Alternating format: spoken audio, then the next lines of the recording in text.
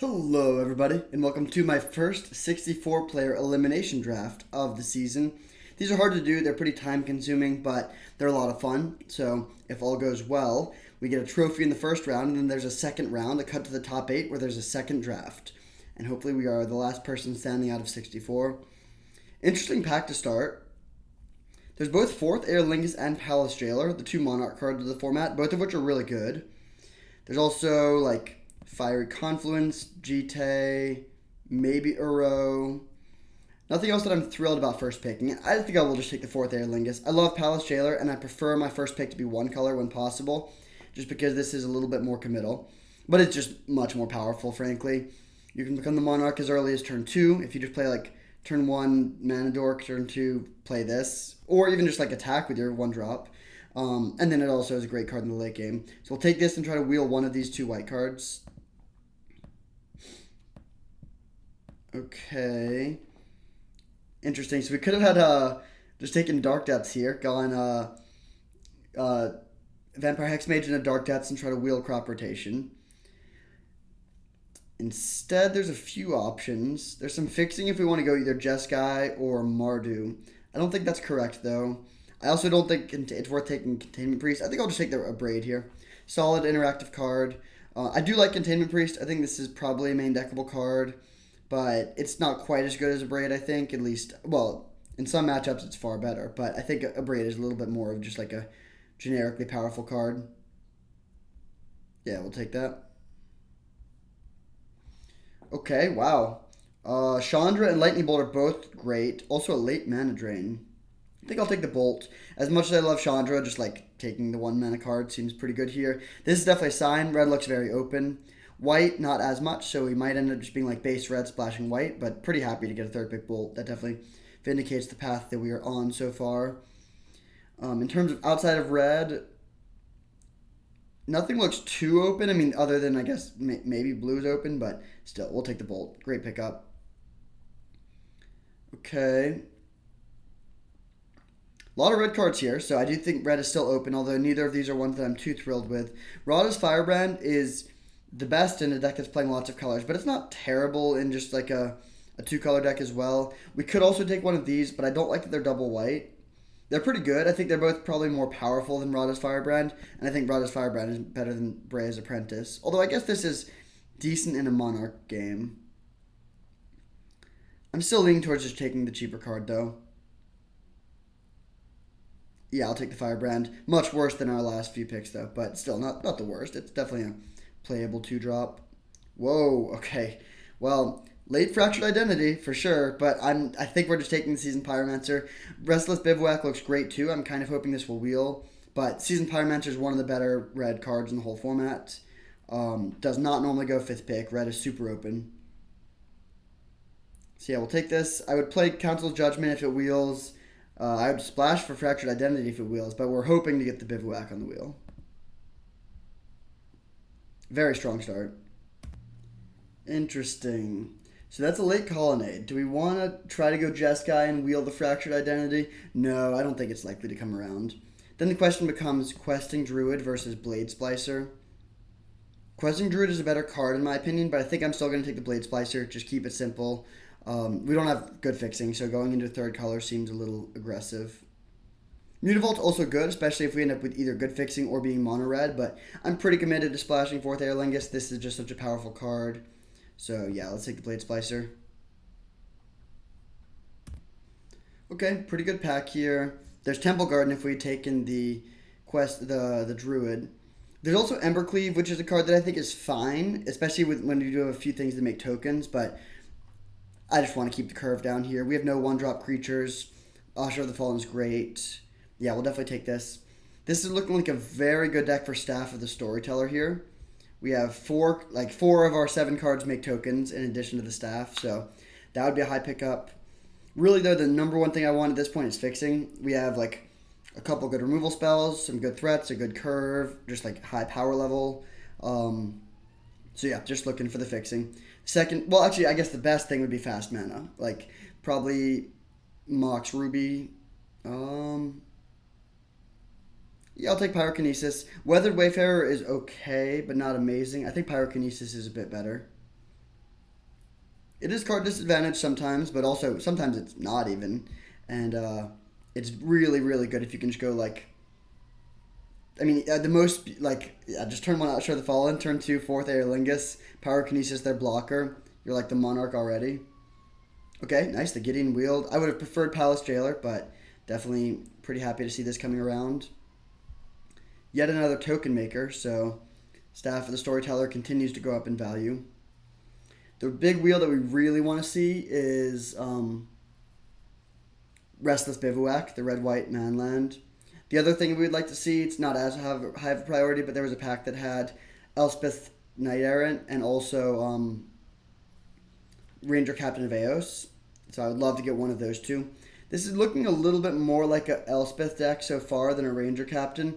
I don't think we're like 100% all out. There's some decks where it's basically like your only goal is to bring your opponent from 20 to 0 as fast as possible. You just want to take cards that have lower curve, higher power, and just like beat down. I think this deck is a little bit more mid-rangey. Although it's also early. We could become hyper-aggressive for sure, especially if we get some fast mana. There's a late Seacrum Coast, but I think I'm not really trying to splash blue here. With that being said, this card is not that good. It says whenever a warrior attacks. I guess these two are both warriors. I don't think I'm ever playing Manamorphose. I don't think I'm splashing blue, so I guess I'll take this, but probably not playing it in the main deck. Now we'll take Leyline Binding, which I'm also not playing in the main deck. I think the next pack, or maybe the one after, was the one with Restless Bivouac. But I don't need more playables. We got not like these are all like premium cards that I'm very happy to be playing in this deck. So I'm not too worried about getting more like curve filling playables, like including Ranger Captain of Eos. But I'm a much more interested. Okay, yeah, there's Elspeth, which is solid. I'll take it.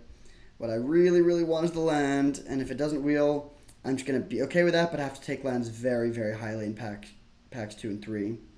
Like, we already have 10 playables. I mean, really 12. Like we could play all of these cards. If we get enough warriors, then Najeela becomes okay. This just seems so much worse than Rabble Master, though. I really think they should have kept Rabble Master in the format. I've never seen someone use this ability. I mean, like, clearly the 5-color aggro deck is open. We have the Rada's Firebrand, we have Najeela, but you just need so many lands to make that work. Well, speaking of lands, it's not going to make his 5-color, but I'm very happy to see that. And I'll take a Mutavault, too. This is only going to get there if we end up having, like, 4 duels. But if we got 4 duels, I'd be very happy to play Mutavault. Problem is we have a couple double red cards, couple double white cards. It's not like we have super easy color requirements. Okay, very good pack. There's a lot of options. There's Otari, of course, but I think that's like guaranteed to wheel. There's also Smuggler's Copter, which I think is better than any of the other red aggressive cards. Copter's great. I really like this card, but I think I'm still taking the Marsh Flats. It doesn't help us yet, but it's very likely to make red mana by the end of the draft. We did pass a Blood Crypt in the first pack, but hopefully we can just get a Sacred Foundry or Plateau. Yeah, I think honestly it's not even particularly close. Copter is one of the only cards that would make it like close to being close, but still taking Marsh Flats. That's very nice. Now let's just get Plateau. And all of a sudden, our mana would go from horrendous to pretty good in just a couple picks. Okay, not a Plateau, but a very good land. It might wheel, but it also might not. Someone did take Omnath. I think it's worth taking this. Like, Thalia, Skyclave Apparition, Phyrexian Revoker are all really good. And hopefully this will become good because we get Black Lotus. But I still think it's not worth risking someone else taking this. We'll wheel something good white from this pack, like either Thalia or Skyclave. And I think I'm happy just taking one good white card from this pack and stabilizing the mana base. Very, very good start to the pack. I mean, between this wheeling and then getting these two to start, we've really addressed the greatest weakness of this deck. Again, still waiting for a land to make this get red, but I think it's, like, if we prioritize it highly, which we will, it's like at least 75 or 80% that we'll get there. And immediately there is an option. However, it's tapped, and that is a lot worse. I really would prefer an untapped land. Might still be worth taking. It is good. It makes Leyline Binding better. Alternatively, though, there's some other good options. Lelia, Gut, Path, Legionnaire, and Elite Spellbinder are all very good.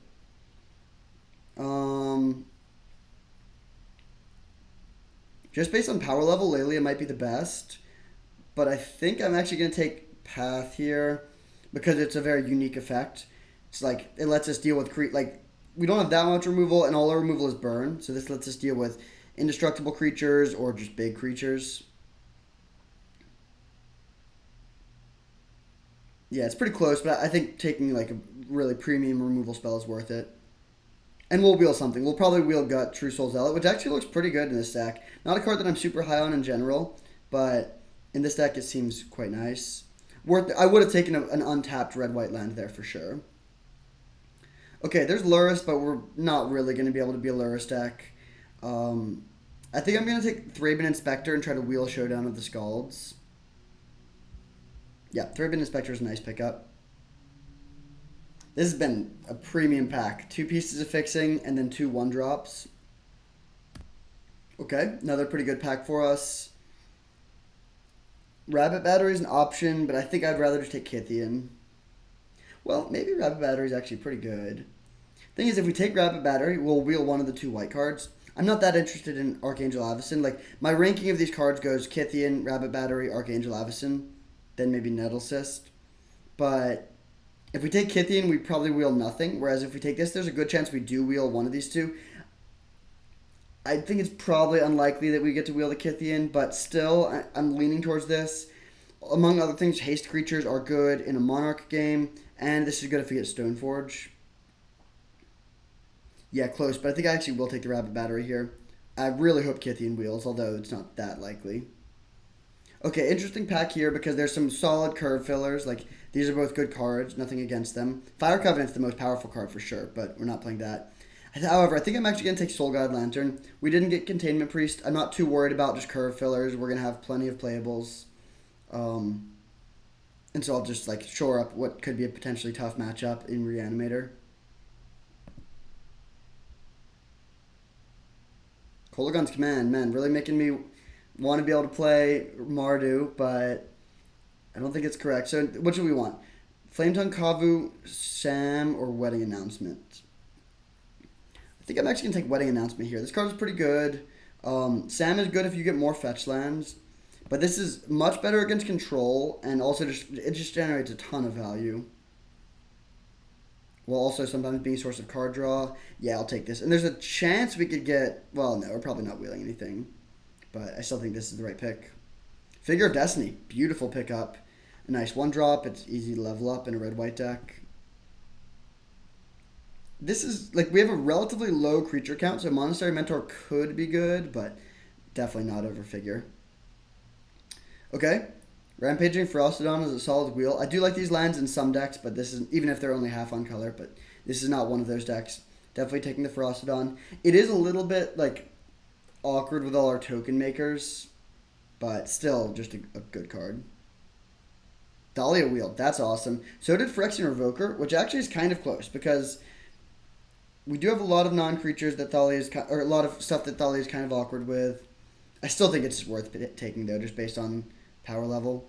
Okay, Porous of the Legionnaire and Gut both wheeled. I think I'm actually going to take the Legionnaire here for curve purposes. I want more 2-drops. Although, maybe this card's actually just really good. Sacrifice a creature or an artifact, so it's good with, our token makers. It's good with... no, I think I'm still just going to keep the curve down. Yeah, sorry, Gut. I think this is a good deck for him, honestly, but not here. Okay, I'll take Showdown of the Scalds. Probably won't play that in the main deck. Oh, Kythian wheeled. That's awesome. Intrepid Adversary did too. Okay. I mean, yeah, red-white is super open for sure. The number one thing is just finding a fetchable land for this. I would take it even maybe a tapped land at this point, but you see, with 7 1-drops, including 5 1-mana creatures, we really do want our lands to enter the battlefield untapped. There's a few cards that are maybe on the chopping block. Oh, baby! Wow. All right. I mean, good pack all around. Cathar Commando would be amazing. Skull Clamp would be quite good in our Seasoned Pyromancer, Elspeth, Blade Splicer deck. Chandler could get there. I'd play Silent Clearing. Retrofitter Foundry is a good sideboard card, but we will take the Lotus. That is awesome. Probably the best possible card. Okay, I think I'm taking Staff of the Storyteller here. These 2 red cards are both good. I'm hoping to wheel one, but I think this is a bit better. Yeah, none of these lands help with Marsh Flats. In fact, this is the only triome the Marsh Flats cannot fetch. But yeah, Staff of the Storyteller looks great here.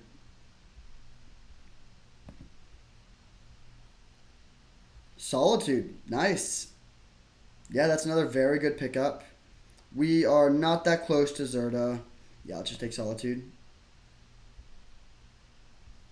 Okay, we need to make a lot of cuts here. I mean, right now we don't. We could, if the draft ended right now, I think this would be like a very well. Other than the fixing, this would be a very good deck if the draft ended right now. But we have quite a few picks remaining. I'm really not sure what we should be cutting.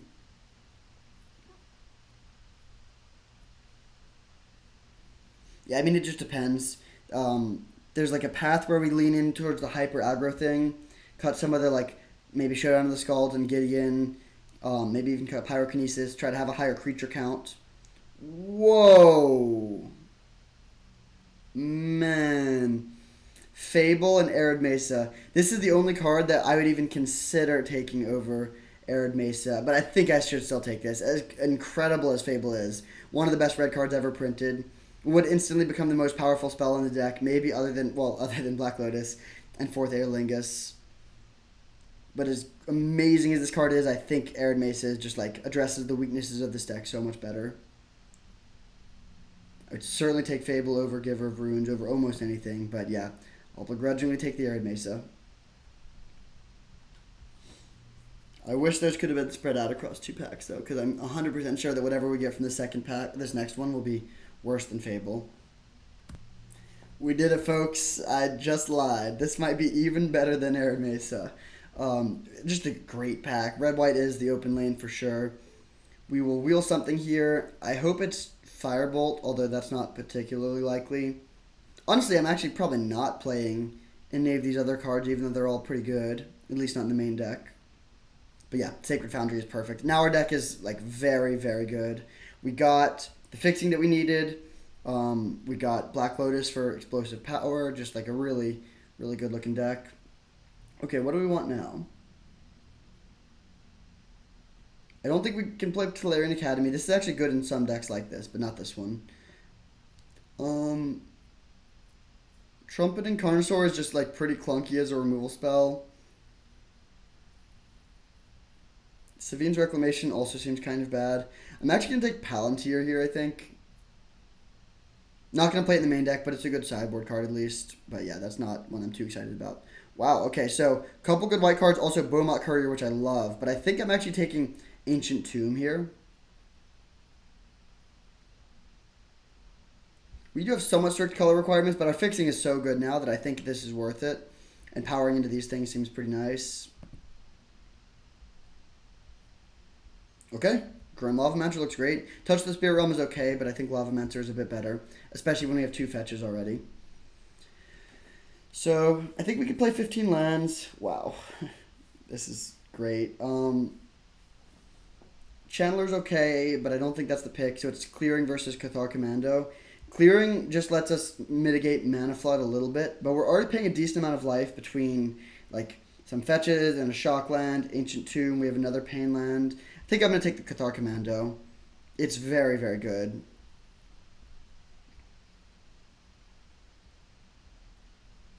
Now I'll take Chain Lightning, good pickup. A lot of good options there, but I think Chain Lightning is the best.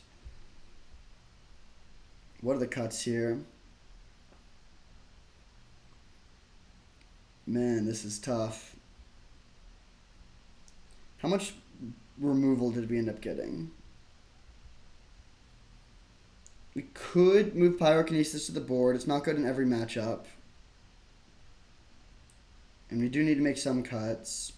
Could also move Thalia to the board, since it's awkward with all our 4-drops.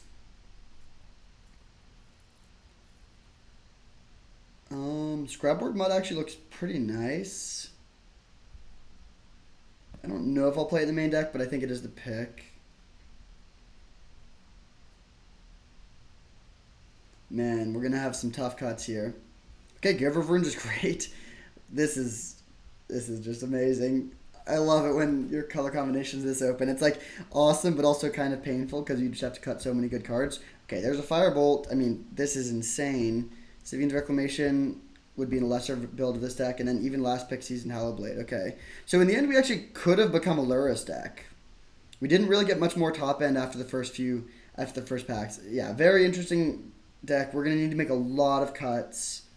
I'll see you in the deck building. Okay, what are the cuts here? So, I mean, yeah, a big question is just how creature heavy do we want to be?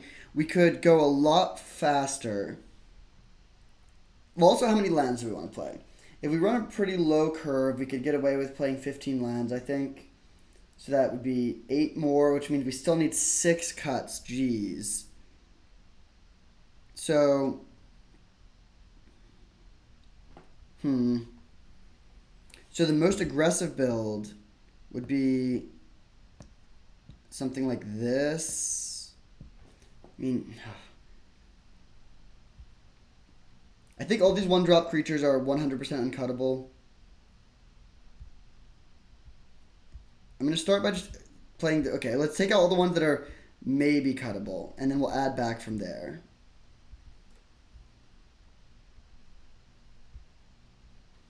They don't think... Okay, there we go.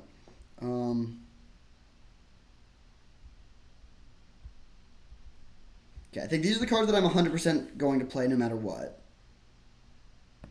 I don't always do it this way where I cut like a bunch of stuff I really want to play, but when you have so many cuts to make, I think you need to do it this way.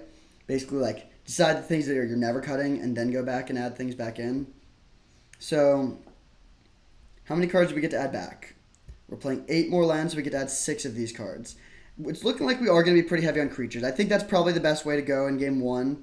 At least we can sideboard into a bigger deck in certain matchups, but just being like all-out aggressive, I think, is a good place to be for the first game.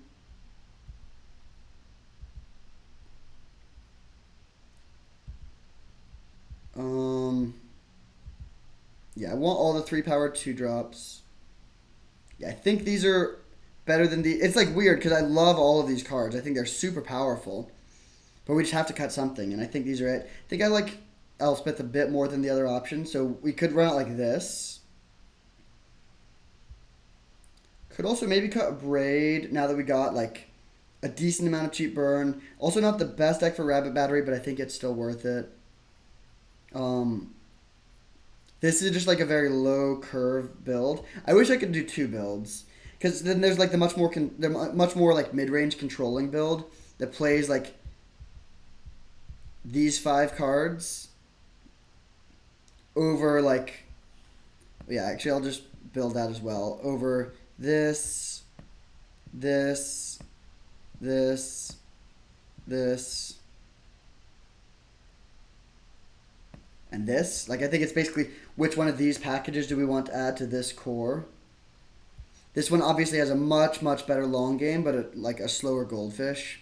This one's also better in games specifically where we draw Black Lotus, but I don't want to be banking on that too much. There's also like a reasonable consideration for both builds. I think I'm going to just play this one though. Just be as fast as possible. Really try to close out the game quickly. And then our mana looks great. We have Mutavault and Ancient Tomb, actually. Let's consider these.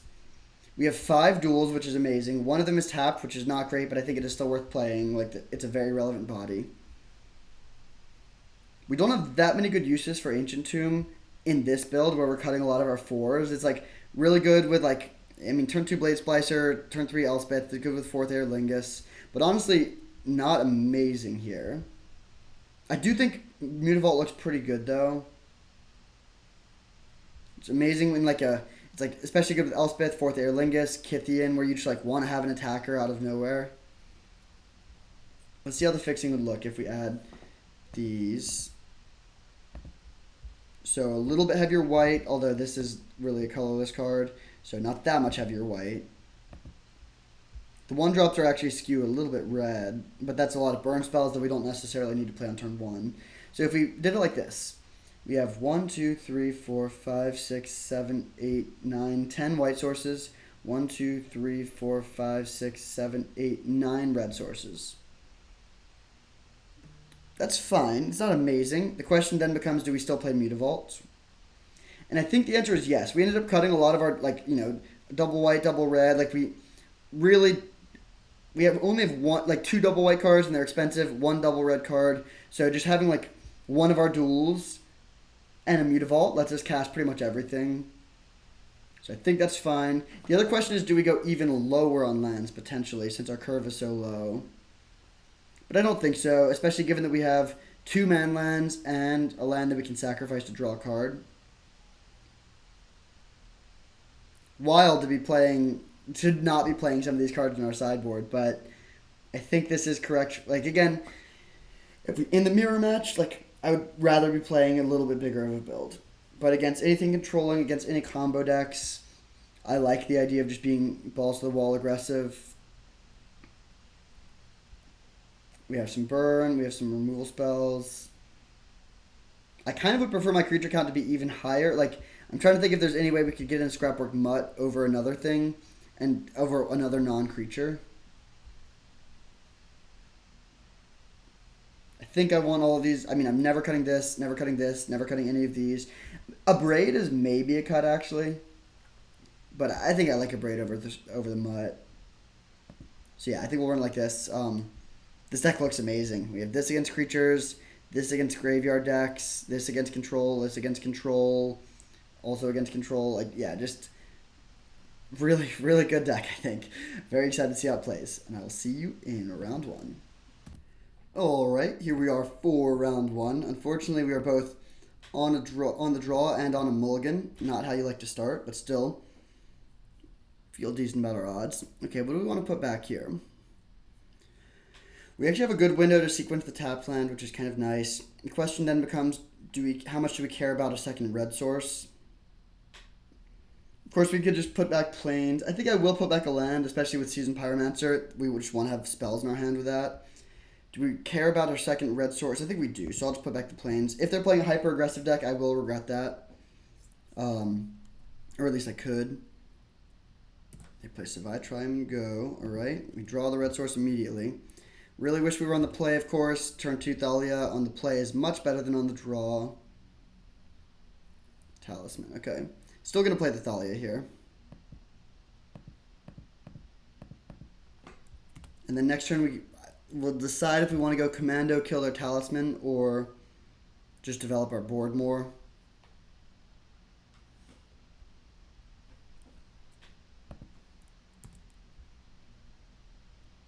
I actually am leaning towards developing the board. The problem is, they didn't have a play last turn. They probably won't this turn if we kill the Talisman. But we're only hitting them for 1. That's just not that much pressure. I think it's a little bit better to develop our board first. And I will play around them having counterspell here and just hold up the Commando.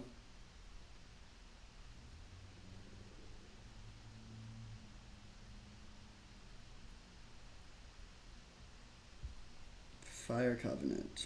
Fair enough. That's pretty bad. Although very much rewarded for not playing this first. But yeah, we're in a bad spot. We just have not that much pressure. They're at 14, which is a little low. Maybe it's not too bad. I guess we just don't know what they're playing yet.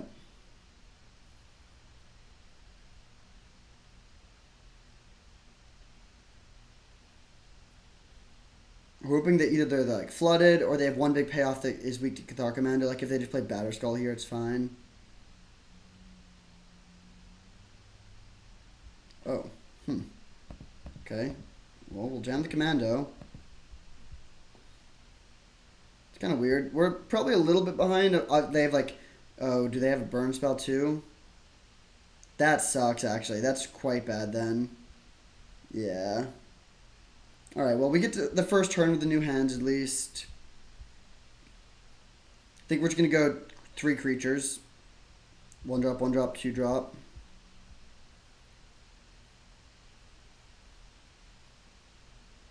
They're very likely to just pass here.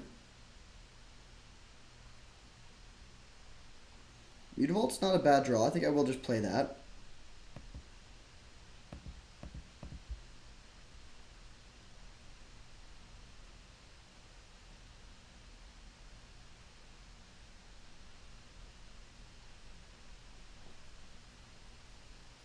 I like going wide here rather than just playing one of these for a lot of reasons. First of all, if we play this and they have Force of Will, Force of Negation, or Daze, we just get wrecked. Second of all, I mean, I guess this is a little awkward if they redraw the Fire Covenant. But this, like, the better ability, like, making a 1-1 with this is not that good. It's the plus 3/3 that's nice. So, this way we get to potentially use the best ability the turn we play it.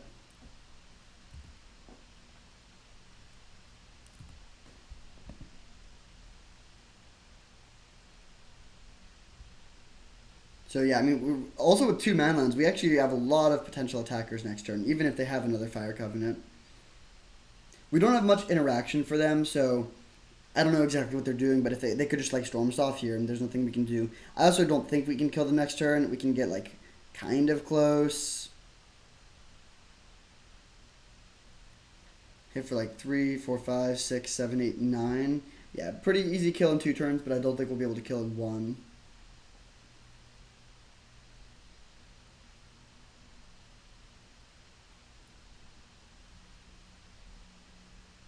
We're also pretty good against blockers between being able to give evasion here. Also, I mean, this is kind of a nice combo. We can just pump this, and then this has 6 power, so it can stop pretty much anything from blocking.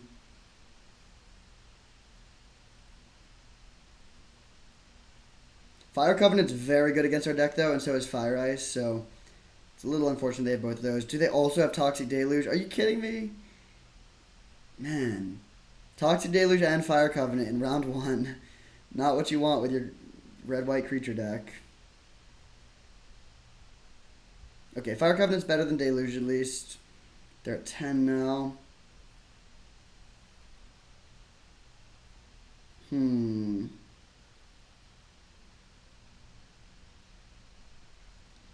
lot of options here.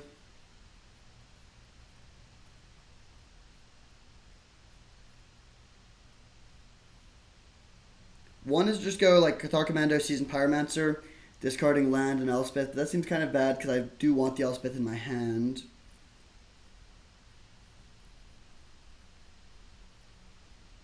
We have to decide, is it better to crack a clue or hit them for 2 with Mutavault? It's kind of close.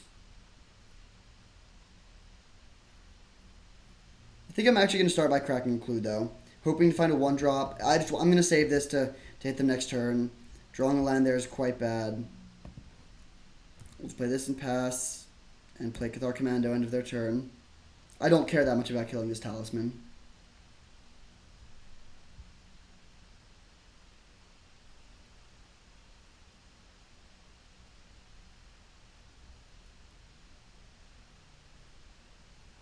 And then next turn we can play Elspeth and animate Mutavault and potentially hit for 8. Could also animate both manlands, which also hits for 8.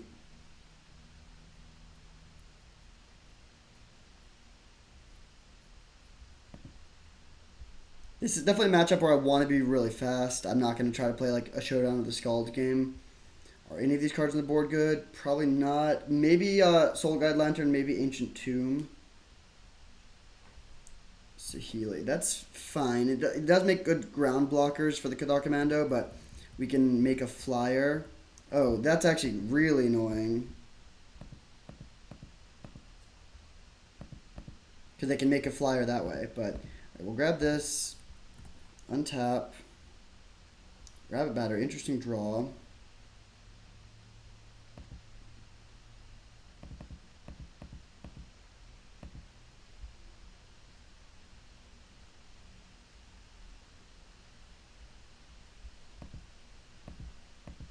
Okay, so we'll try to give this flying.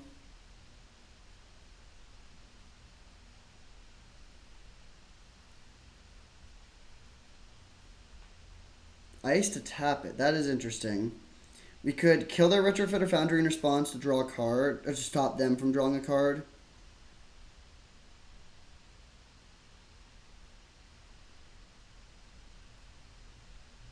Which I actually think is worth it. It stops them from being able to create flyers. Cutting their card draw seems kind of nice. And then we'll just play Rabbit Battery and pass. And we're pretty much fully in on the plan of killing them in the air. The Saheeli's going to clog the ground such that we can probably never get in on the ground. But with Elspeth, that might be okay. I really wish this was the other man land. I forget what Needle Spire, I think, which becomes a 2/1 with double strike. That would be a lethal attacker on its own. We're pretty behind though here. I think we're unlikely to win. I don't know their hand, of course, but like, well, I guess we still have some gas too. But like, their deck wants to be in this position more than us. Our curve basically tops out at like 2 or 3, and they are going to be able to use all these lands better. Maybe with the man lands it's okay, but like the Saheeli is pretty annoying. Do we have any other flyers? Not really. We're very light on flyers in this deck. Fourth Air Links would probably win the game though. Make 5 dudes.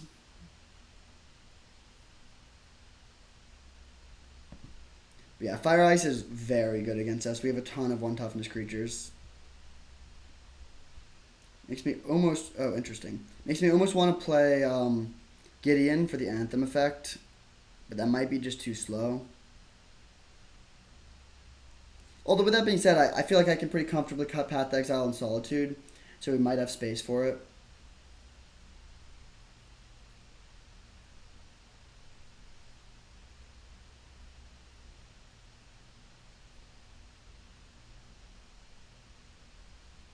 Alright, what you got?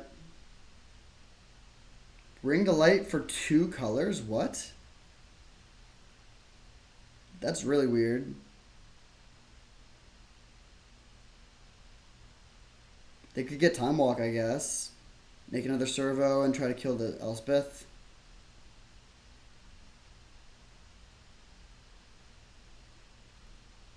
Oh, they get Valky, okay. That's honestly fine. Valky does not do that much here.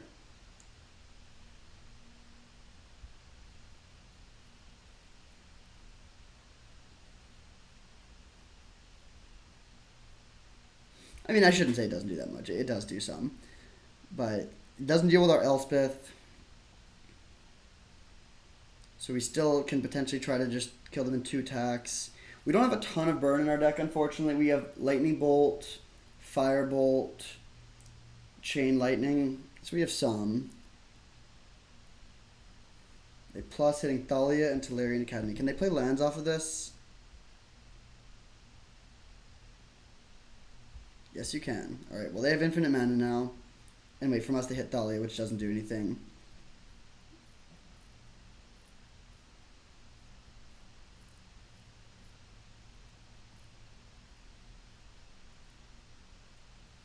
Okay.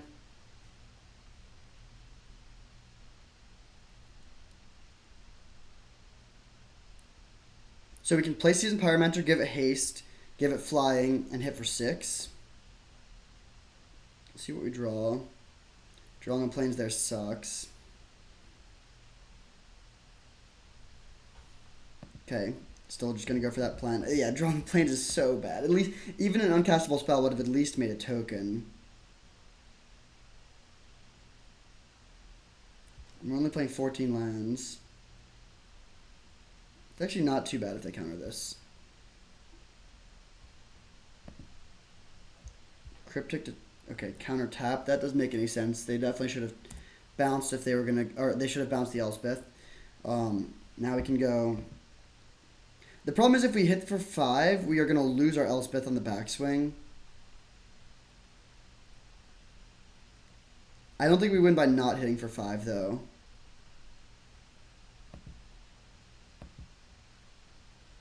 Or 6, I guess.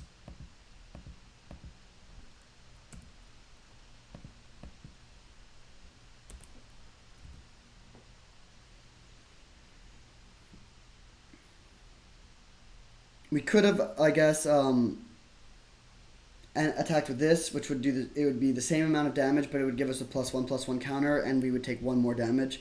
I don't think the +1 counter does anything though, so I don't think that matters. So now it's like we have some draws that just win the game. Firebolt will just win, but we need them to brick pretty hard, or we need to top deck pretty well ourselves. It sucks they had 2 Fire Covenants. I think we could have beaten 1 Fire Covenant pretty easily, but the second one is definitely a tough beats. Definitely don't want Pyrokinesis. It looks good on this board, but that's not a card that we want. Okay, they just take out our Rabbit Battery. It's fine. They can give haste to whatever they get here, though. So if they just slam like some huge creature, oh, Frantic Surge is fine.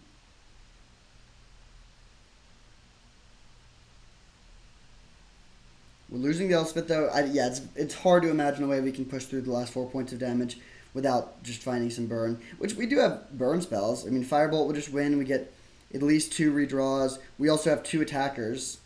So they need to be a little bit cautious about that.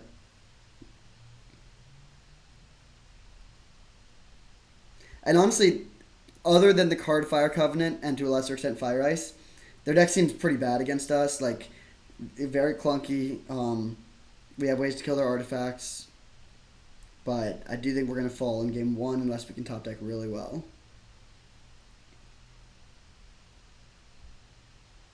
Cabal Ritual. Are they storming? I guess that kind of makes sense with some of the other stuff we've seen. They have infinite mana, 2 cards. What are your last 2 cards? Time Spiral. Okay, that feels like it's 100% incorrect. I don't know what's in their deck, but giving me a new hand when they're at 4 seems extremely risky. Unfortunately, our new hand sucks. I mean, it's a lot of cards, but no direct burn.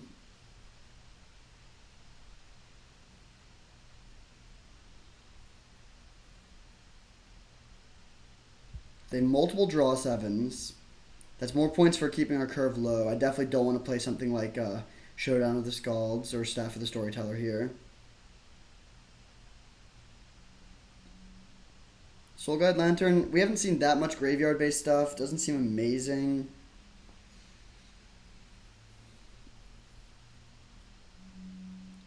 Yeah, I think it's probably like cut Solitude and Path, bring in Gideon and Scrapwork Mutt. And I'll probably bring an Ancient Tomb over one of the basics.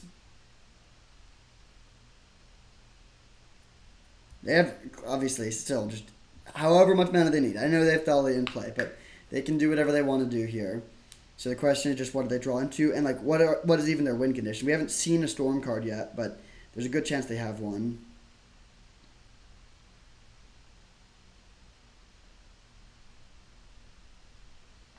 Urza. Okay, I mean that's pretty bad. Now they have doubly infinite mana. Okay, I think we need to, well, yeah, I think we need to Solitude this in response. I don't like it, but I think it is necessary.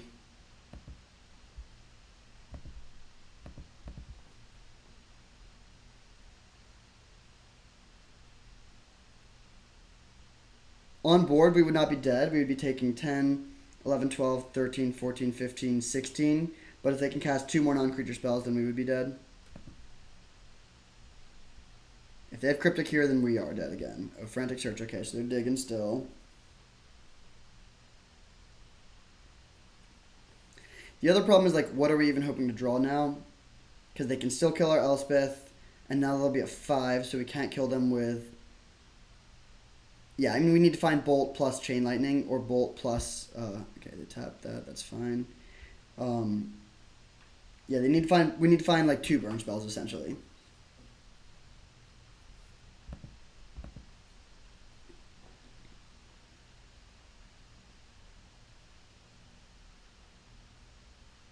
They also don't... We haven't seen that many artifacts. I guess they have Retrofitter Foundry, and then, like, obviously Saheeli is going off here. They've made 10 tokens with it.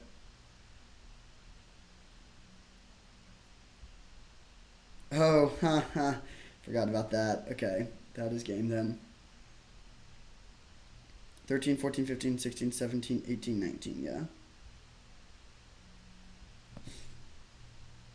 Okay, tough to lose the first game here. But interesting.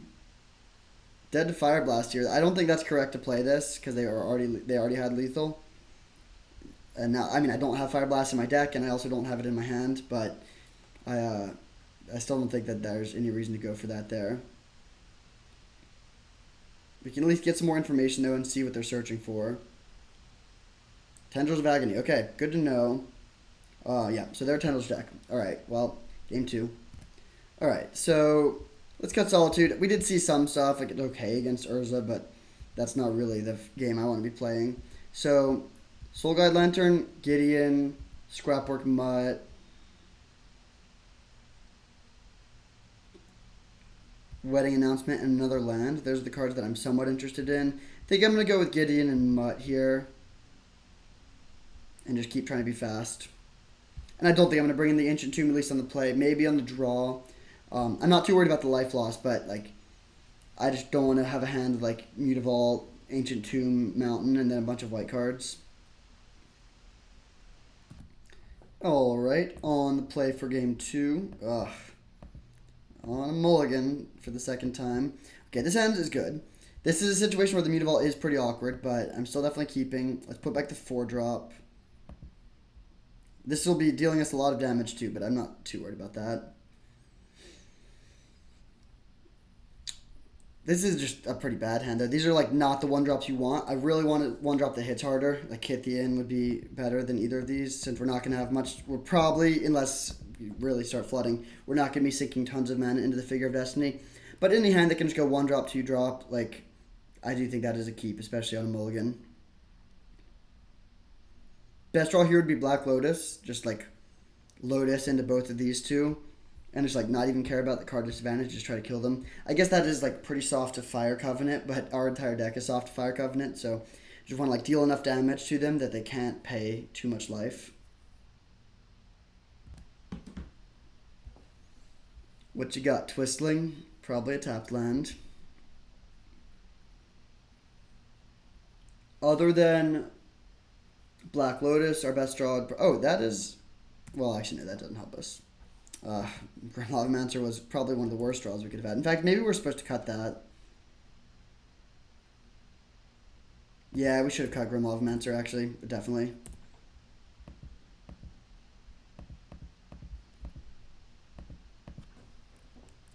With that being said, not the worst. We could, I mean, potentially start hitting for 6 next turn.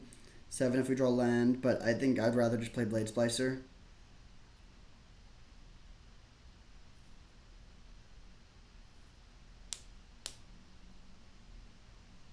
Opponent is not playing quickly here.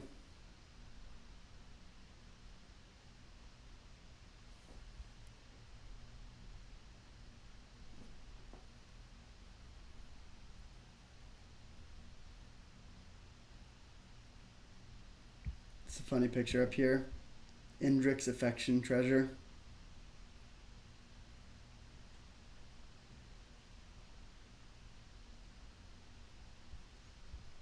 So if we draw Brick, what are we playing?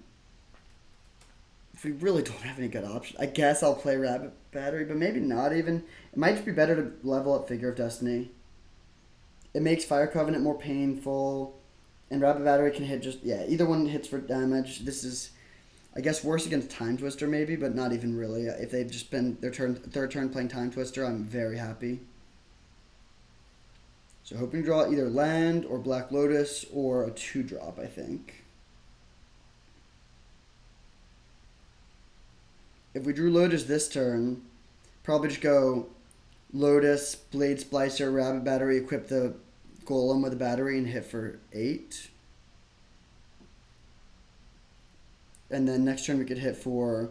Yeah, that's actually exactly lethal if we find Lotus. It could be for 8 this turn and then 11 next turn. Talisman of Progress, okay. Nice. So...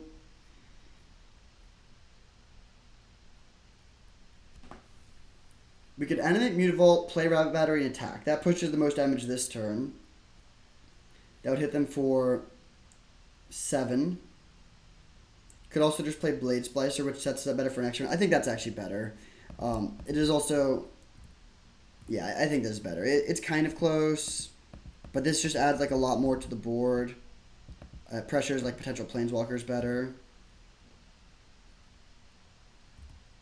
Okay, so they do have another black mana because of this, because of the Urborg. So if they're getting Fire Covenant and they have an untapped red source, they go to 13 and then they pay 1, 2, 3, 4, 5, 6 life. So they go down to 7. Then we play Rabbit Battery and hit them for 3 and put them to 4, and then we're set up to kill them the next turn. Potentially.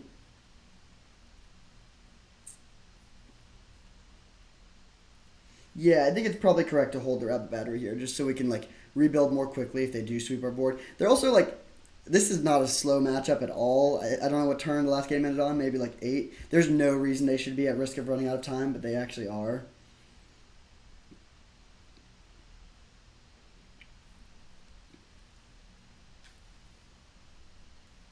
If we draw land, no, drawing land doesn't actually help us that much here. I wouldn't hate it still.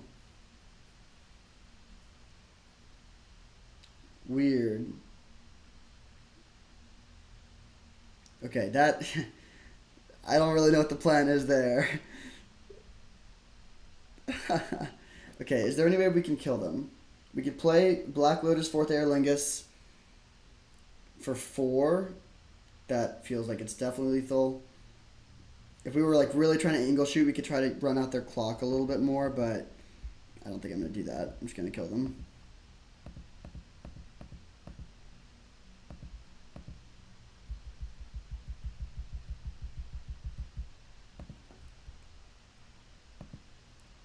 And we haven't seen days or anything. I'm not going to play around that. GG. Okay. So that's why I think this matchup is pretty good. Their deck is kind of clunky and slow. I have no idea what they Vampiric Tutored for there. Maybe Tolarian Academy, but that was kind of weird. Okay, on the draw now, do we want to make any changes? I do think I like the idea of bringing in Ancient Tomb. I don't think Grim Lavamancer is very good. I don't really want to bring in like Najeela though. It just seems kind of underpowered. Could bring in Wedding Announcement. I don't think I want to play a 16th land on the draw.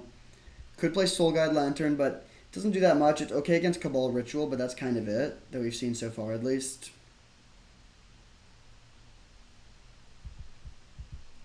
So this is one option. This puts us down to 3, 6, 8 red sources, which is kind of low, especially for Seasoned Pyromancer, but we pretty much just need 1. Palantir seems too slow. Actually, Wedding Announcement is not good. That's just way too slow. So what is the last ad? Maybe Najeela? We don't have that many warriors.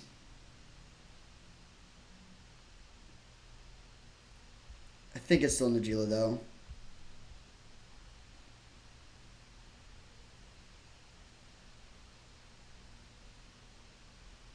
And actually, then we maybe should have played an extra mountain, but okay.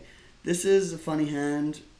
I'm not going to mulligan, I think, but we can't really use the Lotus very well. We'll keep it. A lot of live draws.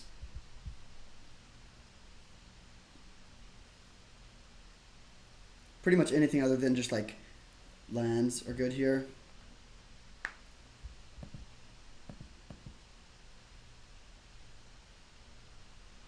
I'm not going to play the Lotus yet. I do want to play Lotus if I'm thinking they might be going for a time twister.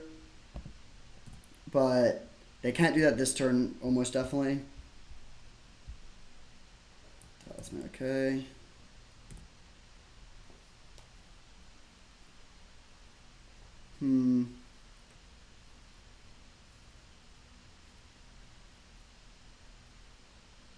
Interesting spot.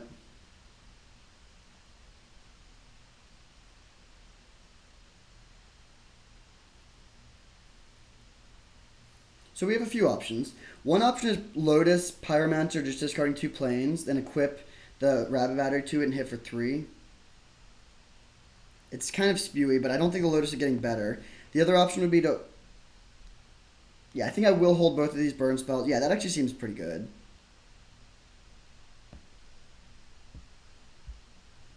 I mean, it's not that good as far as Lotuses go. We're literally just playing this to discard 2 planes. Interesting. Okay. So I was planning on equipping to the Seasoned Pyromancer, but having drawn the Usher of the Fallen, I think it's better to play that. Oh, okay, they just passed. That's weird. Ancient Tomb is a great draw, though. Yeah, let's just jam 4th Aer Lingus and attack as hard as we can.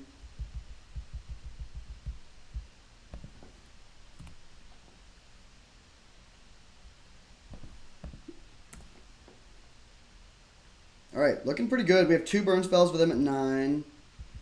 If they play Fire Covenant, they're dead. Yeah, I think I don't know if they have 6 through their turn there or what, but this is what I'm talking about. I think this is like a very good matchup. Their deck is pretty clunky. They were able to steal game 1, but I think we win this matchup like probably 90 times out of 100. Desperation Fire Ice. They had to pay life for it even. And there we go. Okay. Weird match, but I will take it. 1-0. See you in round 2. Alright, we get to be on the play for round 2 against ES WAF, and this hand looks great. Definitely going to keep. We're ready to flip Kythian on turn 3. Curving out perfectly. The only problem with this hand is that it has no removal. So if the opponent just plays like Courser of Crufix, well, actually no, Rada is like removal. It doesn't kill the thing, but it does mean that we can get through with our attack. So yeah, just a very good hand all around. Interesting. Well, it's not going to become better. The Black Lotus isn't going to get better if we wait. So if we play land, we can just play all of our cards. Yeah, sure. Oh, misplay. Unlikely to matter, but it could. We should have played Mutavault there, of course.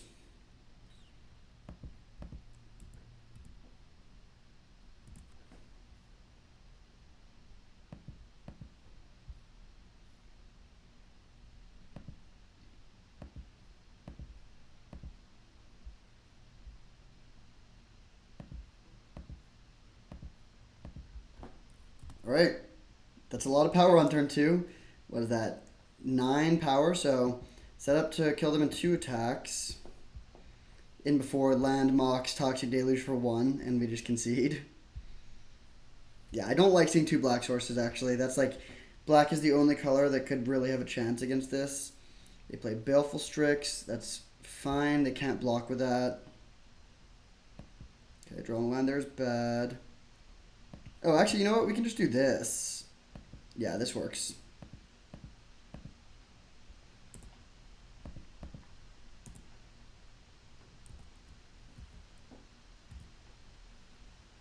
Well, solid turn 3. So we flip our Kythian.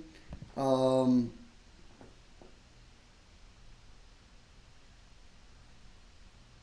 do we lose this game? Can't really imagine the way we lose it, to be honest. I think I'll just give my Rada's Firebrand indestructible, though, and pass. And if they have Toxic Deluge, we still kill them. So they need to have some sort of weird time walk sequence.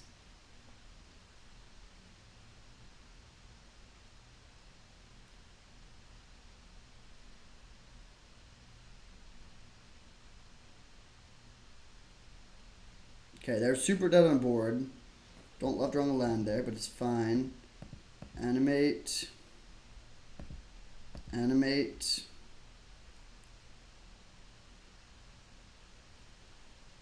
I think I will equip this here so that all of our creatures have 3 power at least.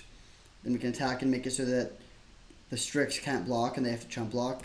Or, I mean, they're dead either way. If they kill the Rada's Firebrand, it's kind of awkward.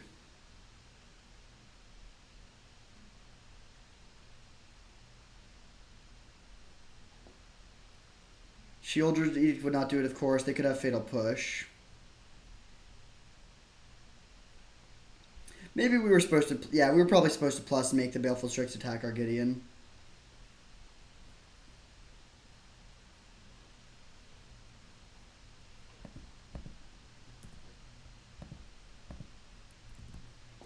Okay, so... Orcish Bowmaster. Well, that's really bad. Truly, truly bad. Are we going to lose now, somehow? That would be insane. They block there, jump there, take 3 and go to 2.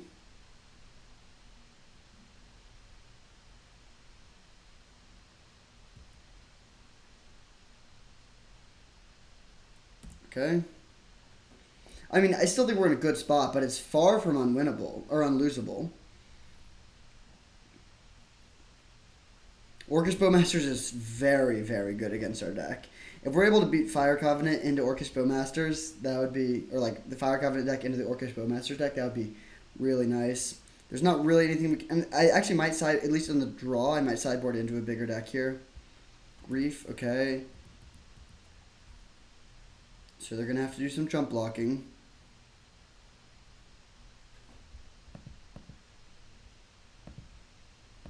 A lot of draws that would just win us the game here. That is not one of them, although it's not the worst.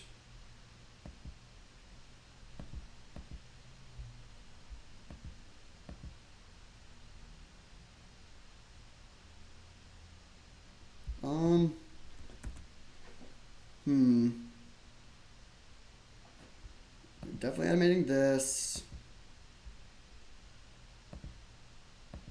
Definitely animating this. Yeah, I guess we just attack with everything and make it so that we have 3 lethal attackers. I wish if we had 1 more mana we could boast, but it's fine. So they have to block each of these.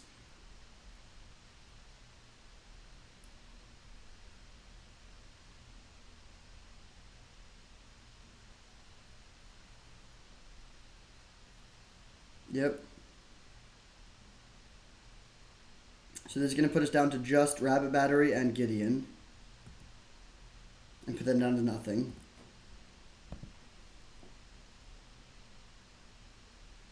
And any burn spell wins the game. Any creature, we can give haste immediately. We can cast anything in our deck. We're playing 15 lands, and we've gone through... I guess we're playing 16 mana sources, and we've gone through 7 of them. So under 1/3 of our deck is lands from this point. They mill us too. That's funny. They could have mulled us over a Firebolt. Unfortunately, they mulled us over 2 actually very good draws. Lightning Bolt would have just been 1 mana win the game at instant speed. Intrepid Adversary would have been yet another lethal attacker. If they have like Shield with Edict for the Gideon and then we draw 3 lands in a row, they could maybe win. Yeah, I'm so tired of all these things that are good at our little 1 toughness creatures. Okay, cracking the clue has got to be a good sign for us. Okay, what looked like it was going to be just an absolute slaughter became kind of close, but I do think they're going to concede in the next several seconds. And then we need to decide if we're going to go into the bigger deck or not. But it's like specific, like Baleful Strix and Orcish Bowmasters are both so good against our like attack with a bunch of 3/1s plan.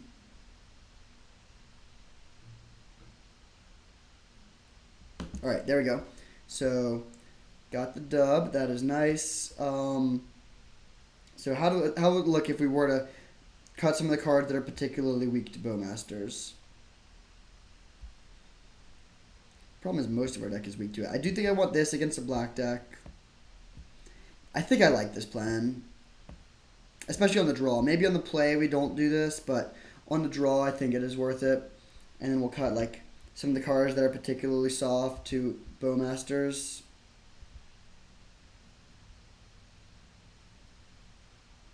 All of our 1-drops are, but it's a little bit less bad if your 1-drop gets Bowmastered.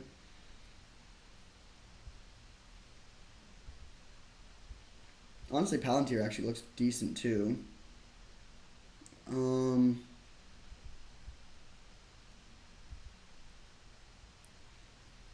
is okay.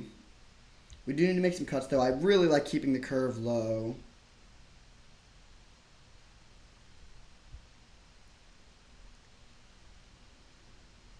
Let's see. I think these are all good. I do like Palantir here. I'm also going to bring an Ancient Tomb.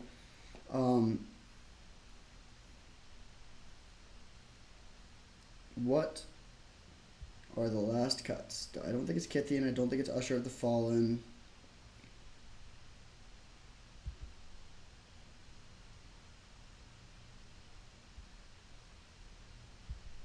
There's one option, just play nothing that costs 2. Maybe I'm over worried about Orcish Bowmasters, but I do think on the draw, like, this is just going to be a tough matchup to win with, like, that sort of game plan that we won in game 1.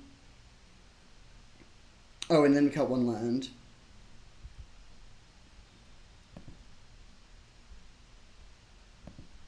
So we're still a little heavier red. This gives us 1, 2, 3, 4, 5, 6, 7, 8, 9 of each. I think that's fine. There might be some hands we have to mulligan because of that, but I think it's okay. So we'll run it like this. Still heavy on the one drops. A lot of one drops that are soft too, Bowmasters and their other card. But I think this is still a good situation. Okay, hopefully no. Oh.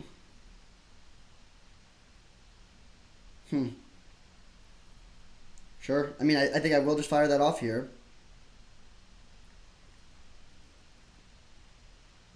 Yeah, so we'll go land, Lotus.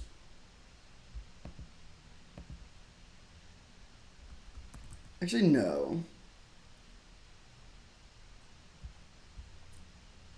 Okay, I think I should have played Usher of the Fall instead. I'm going to play this. I'm going to save this and actually go for Showdown of the Scalds. Because it doesn't even do that much to put these all into play. Like, it gives us 4 power, which is okay, but it's not that exciting. I do still think it's correct to play this against a black deck that has discard spells. But yeah, so what we should have done is just play Usher of the Fallen. And I'm going to wait one more turn before going for the Showdown of the Scalds, because I want to maximize the chances of hitting like multiple cards out of the deal. So I'm just going to play Staff of the Storyteller this turn.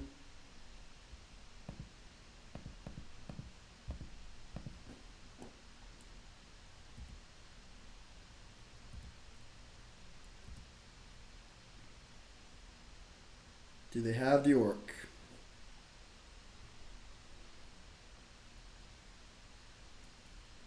At least not yet.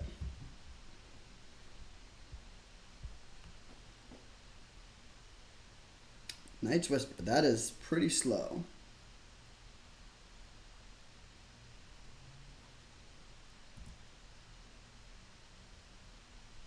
Interesting. I think I'm actually still going for the Showdown. Although it's close. Do it like this.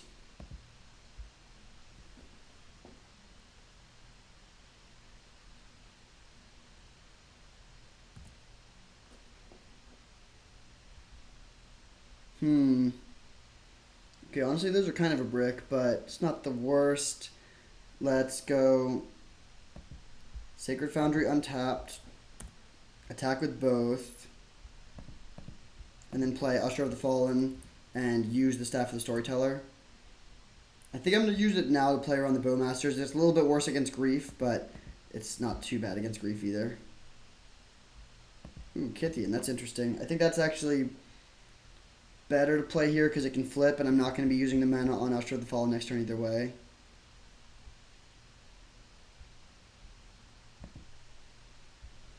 And then next turn we can, Showdown of the Scalds +1/+1 counter ability is super relevant. This is going to draw us 3 cards and then give us a lot more value after that. They could have a board sweeper here, which is not great, but it's very much not the end of the world. Toxic Deluge for 1. Yeah, man, a lot of Fire Covenants and Toxic Deluges and Bowmasters and whatnot.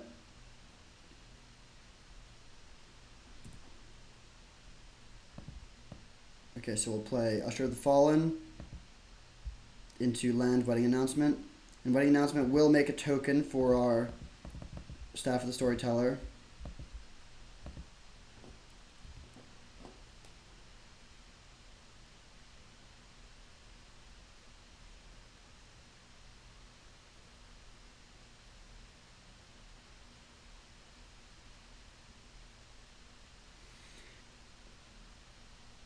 Thought Scour. Okay, why? I don't get why they're milling me. That's weird, but it's fine. If we play against a deck that has white board sweepers the next round, I'll be furious. Just like, these are like the only cards that are really good against us. Okay, Yawgmoth is quite weak against us. I wouldn't mind drawing a land here. We don't get there. Okay, I'm going to start by drawing a card. Soul Guide Lantern is interesting.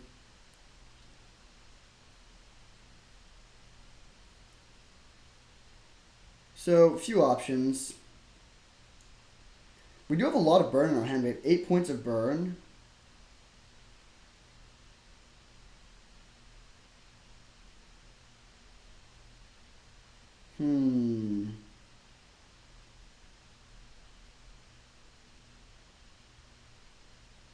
So I'm debating if I want to Solitude this Yawgmoth. I don't think I do, though. I think I'm just going to double burn it. Yeah, it takes some burn spells out of our hand, which I don't love. But I think it's still correct to do this.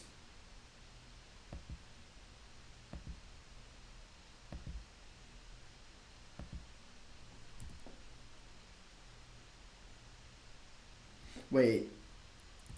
I forgot about the counters, actually. We might have had lethal. We could have just burned their face for 8. They would have gained 2. So they would be at 6. Yeah, we did miss lethal. Well, do we still have lethal even without that? We could burn them if we Solitude. They're Yawgmoth. They go to 14. Then we play 2 burn spells on them, hit them for 6. They go to 8. And we have exactly 8 points of power. Yeah, that's hilarious. But despite the fact that we just threw away 2 damage for no reason, we actually still do have lethal. Right? Let me just think. Solitude them. They're at 14. Burn their face twice. They're at 8. At that point, we've played 3 more spells, and we currently have 5 power, so that is lethal. Alright, well, a slightly imprecise kill, but at least we better late than never.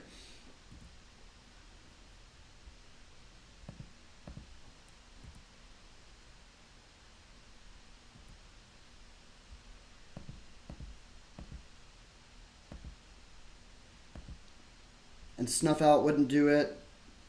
Daze would keep them alive.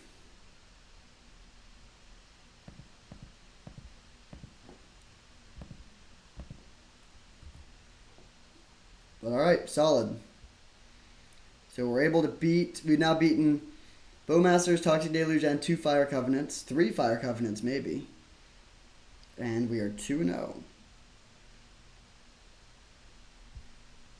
They did have the Snuff Out, but they are still dead. Good thing we distributed our counters evenly.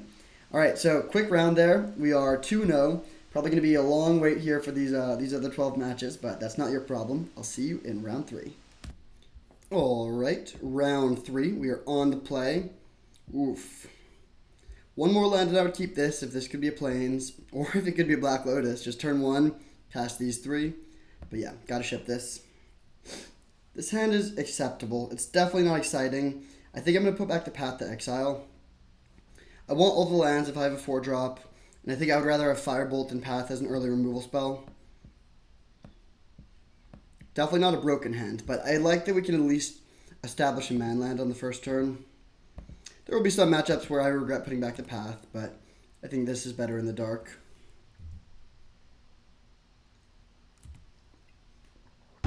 Wasteland. Okay.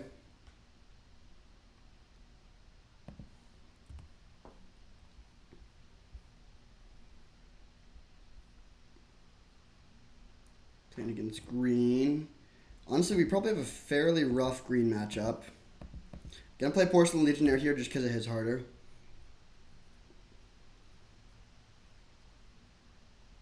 You got Channel? No, you don't. Okay. A little flooded here. It's really good for us that they wastelanded us. Although I guess it did hit a land that would have done something. But I mean, next turn Elspeth, we just start hitting for what? 8? 2-turn clock. There's some argument to making a token, which would let us flip the Kithian. Okay, definitely going to just jump it against that.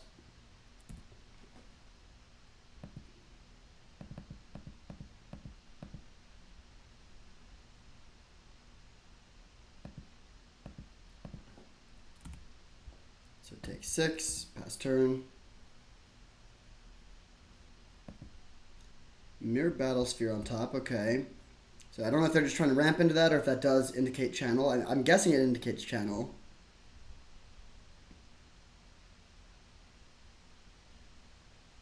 Ophiomancer, alright.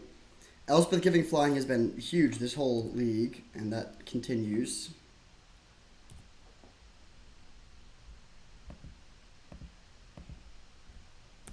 So hit for 6 again, and then I think we just set up to try and kill them next turn. Play Usher, play Lava Man, pass turn.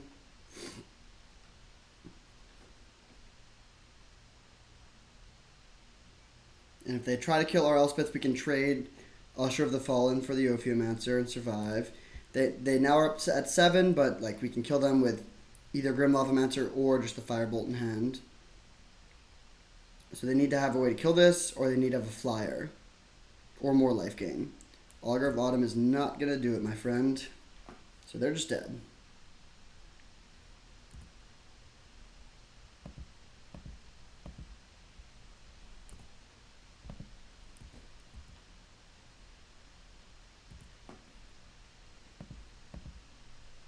Okay.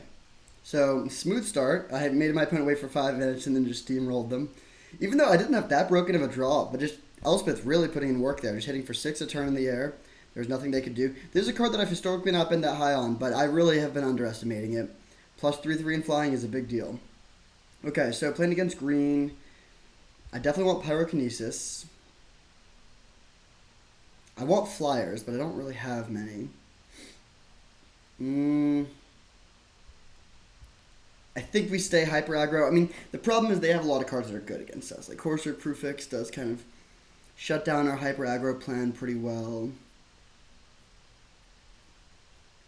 I think I might cut Thalia on the draw. They're pretty creature heavy. And the 2/1 body isn't super relevant. Definitely want the removal. I think I do want 1-drops, even though they're not amazing. Could bring in Gideon.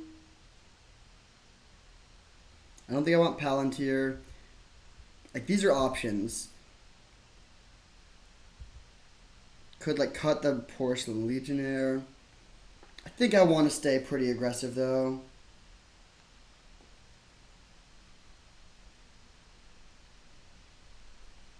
Yeah, let's keep the curve down. We're not a control deck. We're not trying to be a control deck.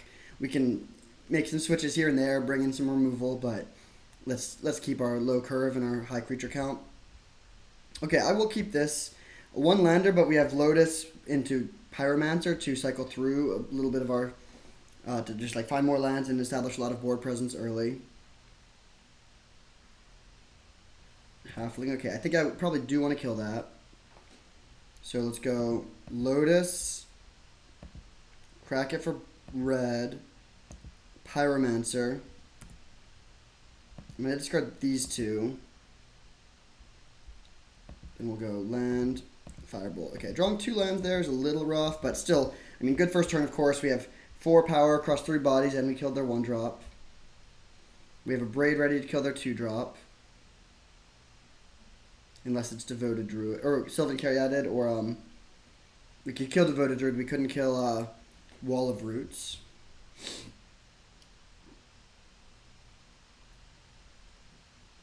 Sure.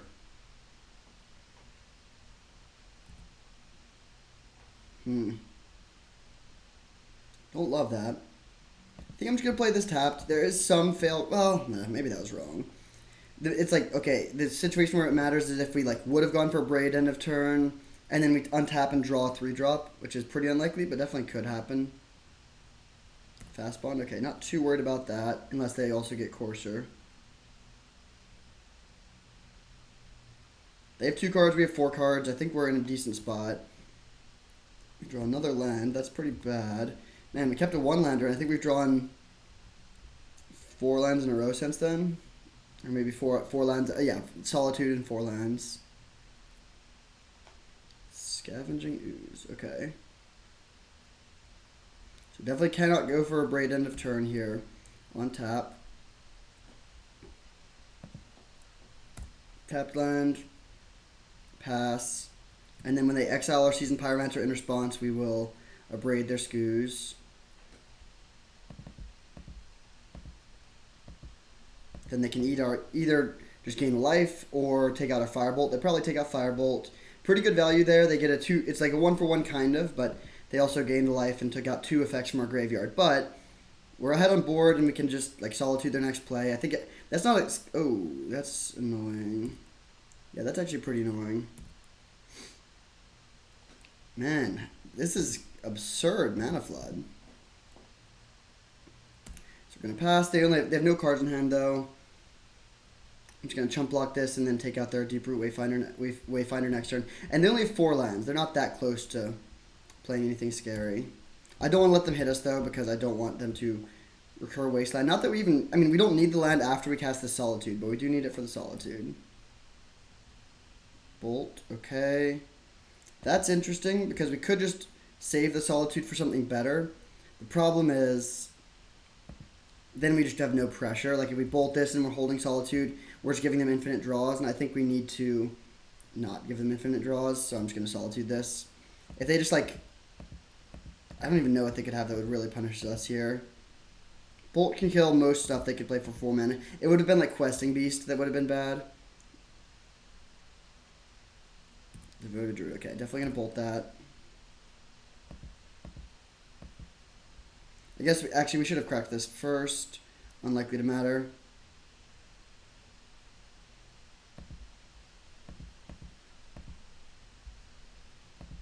Okay. That's better than playing the Usher. Alright, now we have a pretty good clock. We put them to 12 here. We have 8 points of power, so we kill them in 2 attacks. Okay. I'm not going to play around a board sweeper here. It's possible they could have Toxic Deluge. Oh, wait, no, we already played against Toxic Deluge, so should be good.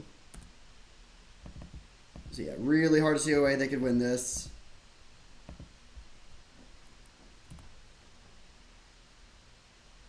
Alright, solid. Kind of cruising there. So, yeah, got the trophy. Good start. I'll see you in the second draft. Alright, we are back for round 2, draft 2. We have lost the shirt and gained a time walk, which is a trade that I am very happy with, potentially on both sides. Yeah, we'll just take this. Great card. I also like from a signaling perspective that the only other blue card we're passing is Emery, which is both, I mean, it actually is pretty good in the right deck, but not like a normal good blue card. So whoever's to our left is going to think the blue is cut, basically. That's a great place to be. The pack is pretty good all around, but it's like a good Jund pack. Like, we have Bloodstained Mire, Taiga, Thoughtseize, Recurring Nightmare, Channeler. Like, those are all kind of the best cards. Maybe Smuggler's Copter, too. So, I guess that pushes me slightly towards blue-green, but really, I'm just going to take this. Well, actually, no. Blue-white, maybe. Like, we're not passing that much white, either. If we could get a sweet blue-white deck for the finals, that'd be amazing. I just want to go 3 mana Teferi plus... 5 mana Teferi plus, in my own end step, untap my 2 lands and play instant speed time walk. I pulled that off one time and it was like maybe the best day of my life. And we got past a Mox. I will take that. We also got past a bunch of good blue stuff. Tinker and Urza together is kind of funny. So I don't, like, we passed Emery, now we're passing Urza and Tinker. So I don't think we should try to be an artifacts deck, even though we are getting a Mox here. We should just be some form of, like, blue controller tempo deck. But yeah, I mean, good start. I'm very happy with this start. Okay. Not as good of a third pick, but still pretty good. It's really between Talisman of Progress and Jace. And I think I'm going to take the Jace. Talisman of Progress is nice, in particular with Mox. Just turn 1, land Mox, Talisman. Turn 2, 4-drop is a really good start. But I think I'll take the Jace. It helps us to cut blue. And also, it's good when you have Time Walk in your deck.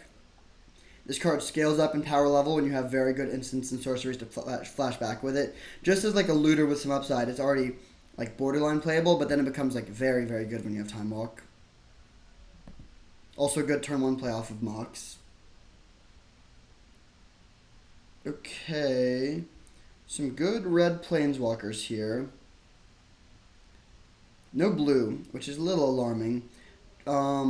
We could take, like, I mean, we could just take Chandra. Actually, we could take Strix. That's kind of interesting. Strix is a very good card. There's also Spar's Headquarters if we just want to set up with a good mana base. And typically, I do like taking lands before spells. But with that being said, Strix is really good. Black looks fairly open. Blue-black control is a good archetype. Very interesting pick between these two.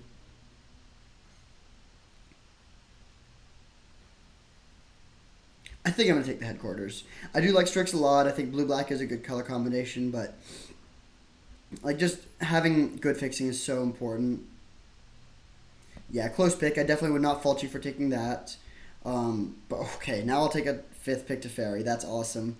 There's also, I mean, late Birds of Paradise. Could even take the, like if we take in the Strix, we could take Jace and try to go, like wield the Doomsday and go into that deck. Verdant Catacombs is nice for finding the Spar's headquarters, but I'll definitely take Teferi. I mean, 5th pick Teferi is such a nice signal. Yeah, that's great.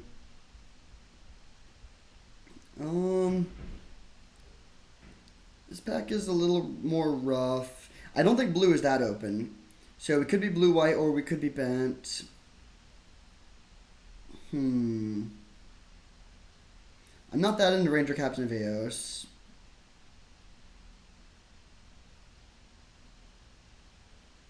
Could just take Walking Ballista as just like a pretty good card.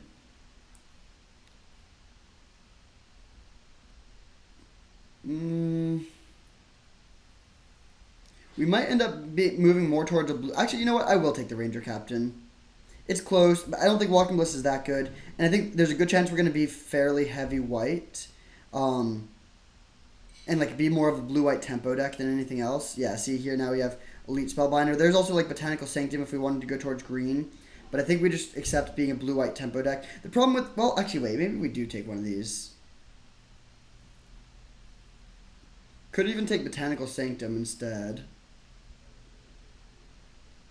No, I think I will take one of these. Like, Mana Dorks are really good. And we have, like, decent fixing for green between these two. So we'll see about the Ranger Captain. Given that we saw, like, a blue-green land and 2 elves there, that makes me wish that I had taken either Devoted Druid or Boseiju. We might just be bent. I mean, solid start. The individual, like, other than Ranger Captain, the card quality is very, very high with all of these. We just need some removal. We have no removal yet, but, like, it's early. I'm not too worried about that. Hopefully we can pick up a... I mean, it depends. If we end up being heavy green, we don't want to play sweepers. If we play heavy green, we want to get, like, Swords, Plowshares, and Path to Exile. If we end up lighter green or potentially not even playing much green, then we'll be happy to pick up a Wrath of God. Okay, I'll take a Spellseeker here. I mean, I like Thraben Inspector. I like Sylvan. These also are going kind of late. Like, I wouldn't mind Retrofit or Foundry in the right deck, but this can find Time Walk already, so I think we just want to take this. Good pickup. Okay, we'll take a Timeless Dragon now. Very nice wheel. This is also the only white card in the pack, so that's good from a signaling perspective. Or just like the fact that this came around bodes well. This can find Spar's headquarters. Looking like we might be heavier on the blue-white, though. I'm not going to say I regret the Llanowar Elves pick, but it's less and less likely that we will play it. Okay. Now it's between Wedding Announcement and Phyrexian Revoker. I think I'll take the Wedding Announcement, though. This card is pretty strong. Yeah. So still TBD on this Ranger Captain. Wow. Okay, green and white are open. I'm going to take the Council Judgment here. That's a great pickup. Our curve is a little bit clunky. A lot of 3-drops, of course. Although this is maybe not going to make the cut. Okay. Yeah, we'll take a Waterlogged Grove. That is nice if we do end up playing green, which is still TBD. The problem with Llanowar Elves, it's a great card, but it's not exactly splashable. Like, you want this to be played on turn 1. So I'm not going to play, like... this will not be one of 2 or 3 green cards in the deck. I'll only play this if we have either, like, insanely good fixing or a lot of green cards, so we're okay with playing a bunch of forests. Right now, I'm not happy to play that many basic forests, though. Okay, I don't think Court of Garenbrig is going to be good in this deck. Almost definitely. So I'll take the Deep Forest Hermit, but I'm not planning on playing it. But Boseiju Wield, that's kind of nice. I think I will take it here. And last pick, Elvish Mystic. That's insane. Okay. Well, that makes me want to play green a little bit more. Okay, I mean, yeah, now we have Mox and Time Walk and Ancestral. Spellseeker and Jace both look incredible. Yeah, that's amazing. 4th Air Link, I mean, powerful pack all around. 4th Air Lingus is great. Animate Dead is great. We're hoping to wheel Uro, which is pretty likely to come around. But yeah, that's a phenomenal pickup, of course. Okay, I like this a lot too. I think we should take the Path. We're not a Time Twister deck. We could become a Thopter Foundry deck. Could also maybe play Shorikai, maybe play Delighted Halfling, but Path is perfect. This is exactly the kind of thing we need. I would love to just take this and wheel this, frankly. Just get 2 good white removal spells out of this pack. But yeah, we will take the Path to Exile. Okay, there's a breeding pool and a solitude. That is pretty interesting. Um, I think I'm taking the solitude. As good as breeding pool is, solitude is just perfect. Just on power level, it's like very, very good. One of the better spells in the format, to be honest. Also plays really well with ancestral recall. It just like lets us use those extra. It like this lets us get card advantage, and then this lets us turn the card advantage into tempo advantage too. We might be able to wheel the breeding pool. It's not super likely, but it's possible. And if not, that's fine. I'm still not too committed. If we just cut the two dorks, we can just be blue-white, and that works too. Like, if Uro wheels, I'll kind of want to be in green, but it's not like we have Oko or anything like that that's, like, super broken and really pulling us in that direction. Interesting. So there's sort of the Meek. We could take that in hopes that the Thopter Foundry comes around. I don't think we're a channel deck. I don't think Ledger Shredder looks that good here. I don't think Primeval Titan looks that good. Like, Blade Splicer is pretty mediocre. Maybe Ledger Shredders get better than I'm giving it credit for. But I don't think it's that essential. Also, the Thopter's Foundry might not come around. And even if it does, we're not like building. Yeah, you know what? I don't think it's going to come around. Someone took Urza, someone took Tinker. Like, the artifact deck is being drafted. So I think I'm just going to take the Ledger Shredder here. Which could be good. I mean, it's definitely good if we end up playing green. Then we get to play these guys, have a lower curve, and also play Uro, which gives us more incentive to be churning through our deck. Okay, I think we got to take the Seachrome Coast here. Wouldn't mind like a Garrick maybe. Based on power level, Fire Covenant is definitely the best, but yeah, pretty easy Seachrome Coast here. Our fixing is interesting. We have a few lands, but it's like not that good. I guess the Timeless Dragon does help quite a bit. But I would like to pick up another few dual lands. And we'll see about the Ranger Captain. I'm not going to play it just to find Llanowar Elves. But if we pick up like one or two more, I mean, we didn't get the Walking Ballista. But if we ended up, there's definitely a world where we have like a couple more Mana Dorks and like Mother of Runes, and Ranger Captain is pretty good. All right, beautiful pack for us. I'll take the Hallowed Fountain. Wasteland would be kind of nice. Raffine's Tower is definitely worse than Hallowed Fountain. But yeah, we will take this card and be very happy about it. That gives us an untapped blue and white source to find off of Timeless Dragon. Interesting. So now it's Reprieve, Lose Focus. I think it's one of these two. They're better than Samwise and Time Warp.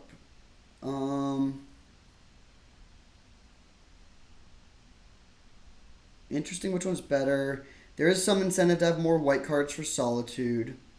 But I think I'm still going to take the Lose Focus here. It's close. But the main reason is I don't think it's likely that we can wheel something if we don't take this. But if we take Lose Focus, we will be able to probably wheel Sam. Maybe even we could wheel Reprieve. But yeah, close. They're both very good cards. But I think I will take the Lose Focus here. And it's starting to look less and less likely that we play green. Like, we got both of these out of one pack. And then we have gotten no other green cards. Granted, we've seen some. Interesting. Okay, Click, Prismatic Ending, and Dam. I think we want to take the Dam here. Yeah, I think I'm leaning towards just being blue-white. Click is good. But yeah, I think Dam is going to be a little bit better. Especially when we have Spellseeker to find it. Okay. Do we care about Giver of Runes? Not really. We're looking more and more like a control deck. So I think I'm just going to take Hard Evidence. Yeah, I think we're just straight up blue-eye control at this point with good fixing. Yeah, let's be streamlined. Wow, this is a tough pick. Shorika is good, but it's clunky. This did wheel, but I'm not taking that. I think we still want to take the Alice. Like, yeah, we took Dam, but having a lot of spot removal is very important. Yeah, close pick. I actually like this card quite a bit. I think it's a very good late-game value engine. But we already have Ancestral Recall. I think this is fine. This card kind of sucks. Whenever one or more non-creature permanent is returned. And I don't think I want Endurance. I guess I'll take this, but I'm not planning on playing it, almost certainly. Okay, I'll take Renegade Rallier, but also not play it. Guardian Scale Lord and not play it. I mean, we're not getting like the super, super late pickups, but that's fine. We have 17 spells that we're very excited about playing. Yeah, hopefully we can just finish strong with a Narset. Really good pickup. Hopefully we can wheel Portable Hole, but this is perfect.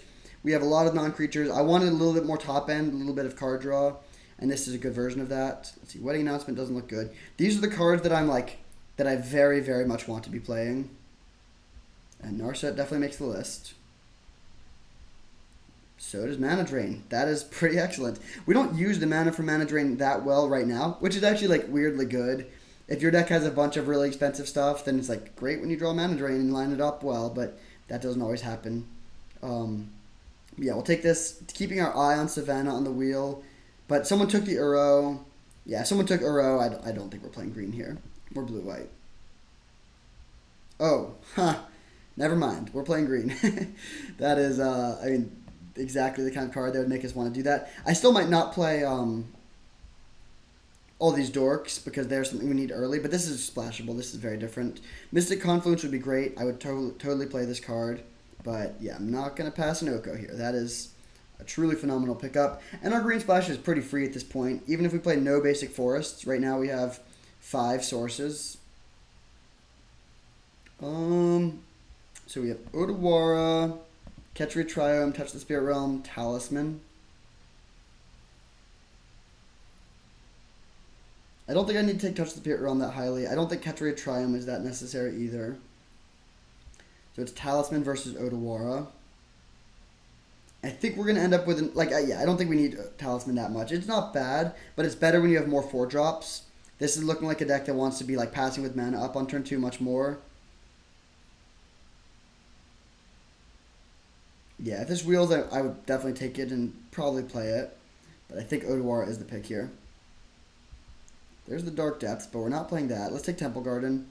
I don't really care about Hero of Blade Hold. Yeah, we'll take Temple Garden. So, I still think we're not that likely to play these 1-drops, but we could. Is Wedding Announcement? Yeah, I think Wedding Announcement is just like pretty trash in this deck. I do need another win condition. Like, Oko is a good win condition, and we can certainly win with like Solitude and Timeless Dragon, but picking up like 5 mana to Fairy or like just like another Planeswalker that adds some board presence would be a pretty big deal. Okay, I'm not interested in Intuition. I guess I'll take Celestia Sanctuary. Yeah, Celestia Sanctuary is honestly not bad. That's a solid pickup. We have lots of green mana now, but we just like aren't that interested in most of these green cards. Weirdly, we could end up just playing Deep Forest Hermit just as a piece of top end. I still don't think we really have the mana for the Mana Dorks, though, although maybe we do. 1, 2, 3, 4, 5, 6. The problem is, like, they're just not that good playing them on turn 3 or whatever. And a lot of our green sources are tapped. We have 1, 2, 3, 4 sources for turn 1. And Renegade Rallier, let's see, this triggers if a permanent you controlled left the battlefield. Oh, wow. Huh. Okay, great pack. I'll take the Jace. Elspeth looks good. Maybe we play Scavenging Ooze. Like, a lot of stuff that looks decent here, but a late Jace is just perfect. That is the kind of win condition I was looking for. So this is probably a 17 lander, which means we still need a few more spells. 4 more. Normally I would take Unexpectedly Absent here, but I think I might actually want to take Archangel Absent, given that we need some win conditions, but maybe we don't even. Actually, yeah, I think we're fine on win conditions. So I'll take Unexpectedly Absent, which is just a good card. Gives us a second answer to Planeswalkers and things of that nature. Also a solid thing to find off of the Spellseeker.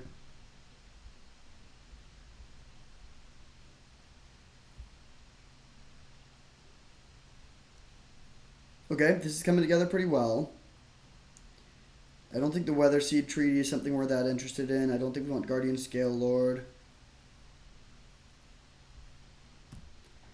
Okay, I think I'll take a Portable Hole. Reclamation Sage is fine, but I think this deck is actually incredibly good. Like, we have a very low curve, lower than I normally have for control decks, but I think that's actually exactly where we want to be. Now we have tons of cheap removal spells in addition to our board sweeper. Good card draw, some counter magic, just like a well-rounded interactive deck. We're a little bit light on like win conditions and moderately light on card advantage, but not really. With like Ancestral plus Spellseeker to find it, then Narset. This is interesting because there's actually an argument to taking Nissa here. Oh wait, also Eternal Witness. Wait, Eternal Witness looks really good. 2, 3, 4, 5. I mean, the only problem is that it's double green, which is pretty awkward. But in like our Time Walk and Ancestral deck, I think that's actually the pick. And there's Questing Beast. Interesting. All right, are we moving a little bit more green? I think this is actually how I would run it if the draft ended now. And now we do need to run a Forest or two, but I'm actually still not going to play these like Llanowar Elves or Elvish Mystic. We got no fetch lands. That's a little too bad.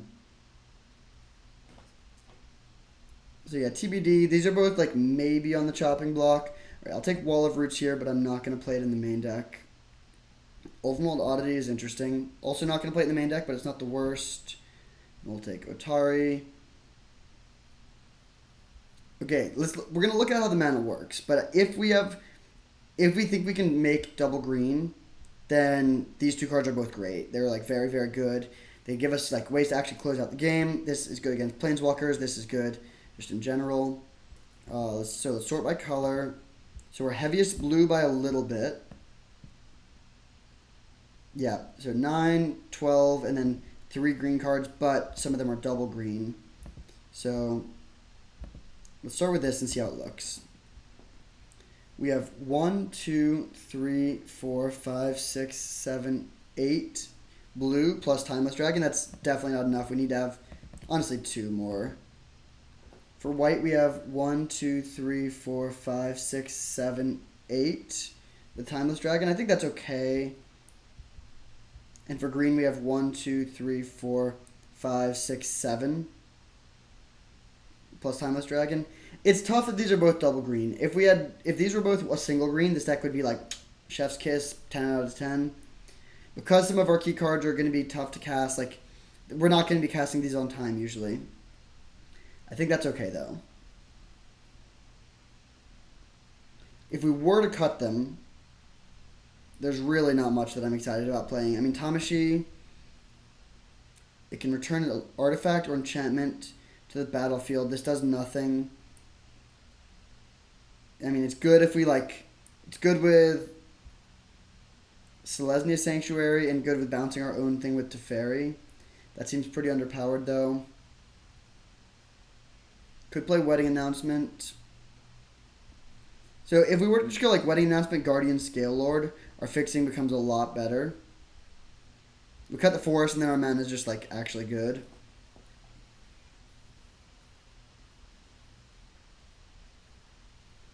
I think I'm just going to accept having imperfect mana though. I think Questing Beast and Eternal Witness are enough better than these two that it is worth going for this.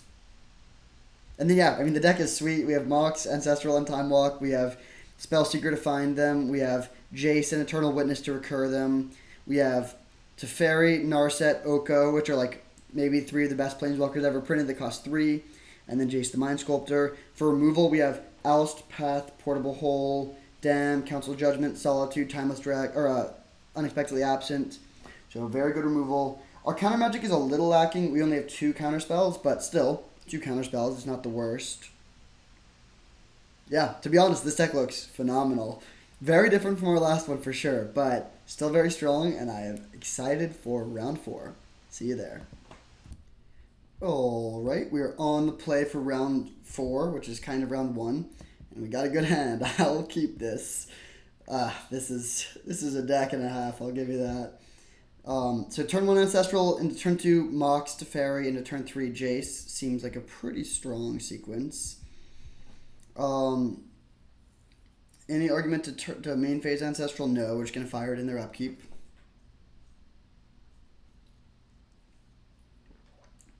Of course, hoping to find a white source. As long as we find any land in our top 4, though, we'll be okay. Let's go Island and pass. And play Ancestral Recall. This deck is busted. Okay, no white source, but we do find a 3rd land. So at the very least, we can play hard evidence and crack the clue, which gives us a good chance of finding a fourth land for the Jace next turn, or turn 3.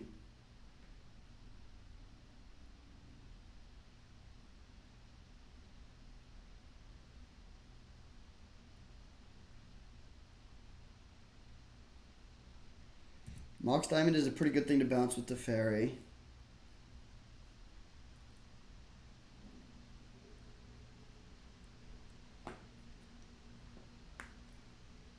Hex Drinker, okay.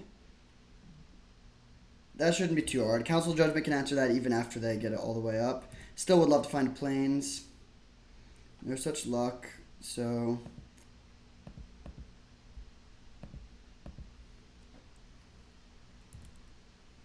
I'm actually going to crack this main phase. Well, I don't know. It doesn't matter.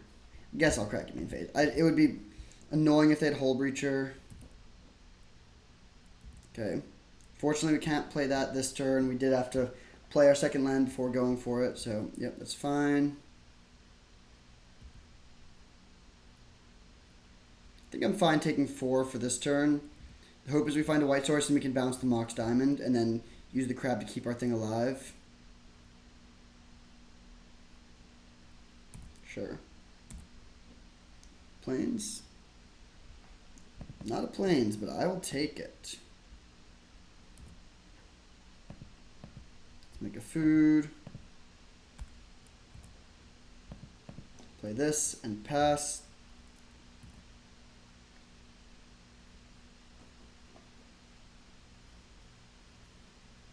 So if they have land, they think they can level up the Hex Drinker all the way. But we have Solitude.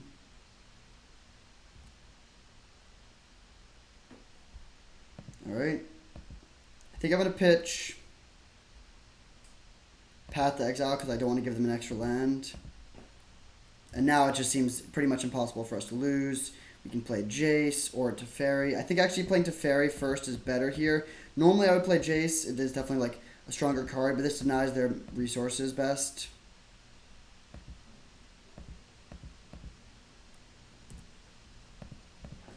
Hit for 3 and pass. And then we can also hit for 6 and then 9 by just animating Crab and then at Mox Emerald if we want to.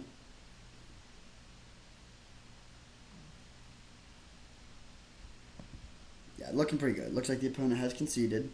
So, very good start playing against a Teamer deck. We only saw their Hex Drinker, which is just so bad against us. We have 2 ways to deal with it when it's already fully dealt with.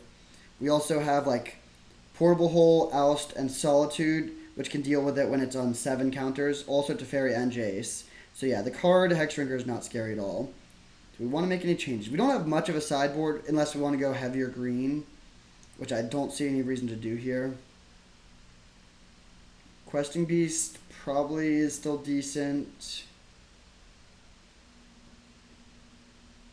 Yeah, let's just run it back. I wish we could play Otari. That's a very splashable card in general, but we can't really splash it in this deck because we just don't have we don't have a single red piece of fixing.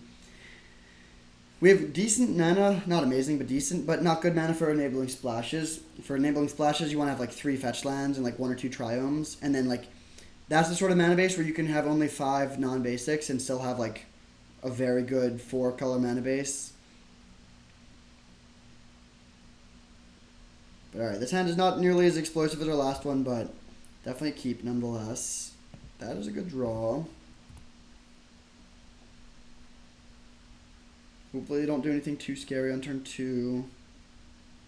Dash Ragavan. That is not too scary, to be honest. It's not, great, but I'll be sad if they hit my Ancestral, I'll tell you that much. Okay, Eternal Witness is down. That's fine.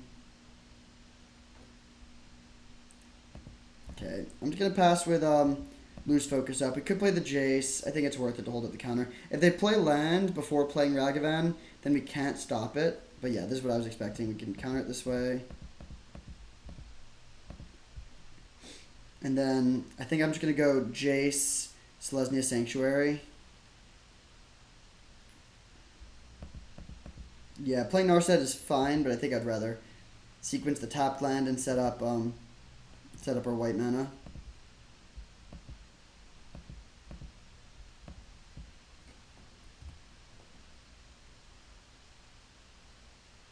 Minskenboo? Oh, Shieldred. That is not scary. I missed my window to path it and take no damage. It's fine though, I'll just path it now. We take 2 extra damage and just don't really care. I mean, they do get to get a land. That could be bad.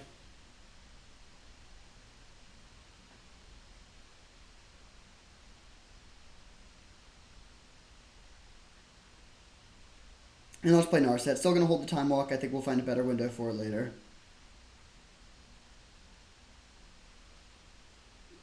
So they're playing just like 5 color. Maybe they're not playing white, but like double black and then like lots of green. Like lots of stuff going on over there. So we'll fire off this Narset. Taking Oust. And we'll pass. And then next turn we can go Time Walk. We can go double Time Walk. Unless they kill the Jace. Okay, Territorial Kavu is very soft to the Oust.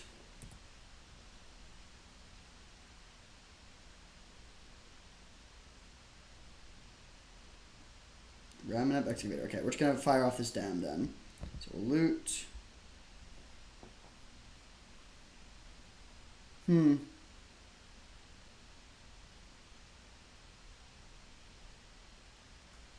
A lot of good cards in our hand here. I think I'm actually discarding the Oust. There's an argument for discarding land as well, but I think I like keeping it. If I draw another land, though, I will discard one of them. Okay, so let's minus Narset. There's an Oko crate hit. We'll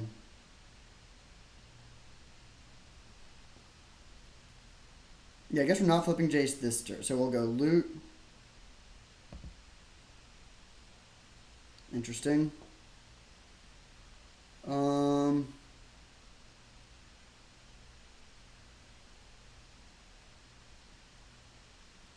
think I'm actually just going to discard the Timeless Dragon. Then we'll go land, Time Walk, Oko, make a food, then pass back to ourselves. Then now we get to flip our Jace and Time Walk again.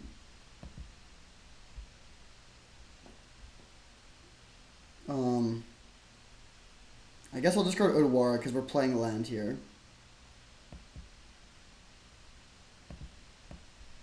Oh wait, no. I was thinking we can't flash back the dam, but this is fine. So we go overload this, get our little 2-for-1, minus on this. Man, we're just going off. Yeah. Then we flash back there. I really wanted them to let me keep going. Look at this board. We have 3 planeswalkers. So we would go flashback, Time Walk, animate our food, hit them for 3, untap, and then worst case scenario, make another food plus the Jace and make another Timeless Dragon. But we were probably going to draw Ancestral. All right, well, yeah, good start. This deck is disgustingly good. Yeah, 1-0, or 4-0. I'll see you in round 5. All right, we are on the play for round 5, also known as the semifinals. Ooh. I mean, yeah, I'm going to keep Ancestral Recall. This hand has a fail rate, of course. We're playing 17 lands plus a Mox. So 17 mana sources out of 33 cards, just over 50%. In 4 looks, it would be very, very unlikely to miss, but it is possible.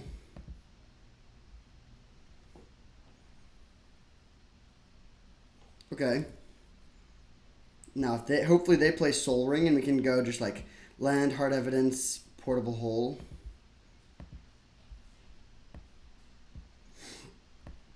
One thing of note is that it's actually fairly likely that we brick on Narset because we have so many hits in our hand already. I think I am going to take this out just for mana efficiency. Of course, the body gets blocked by Hard Evidence for a little bit, but I still think it's correct to do this.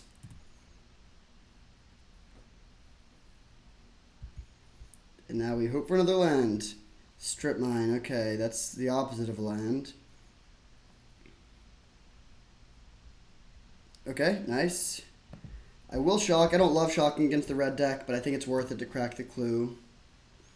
I'm just going to crack it now. I think it's unlikely, but just playing around a potential Swamp Bowmaster.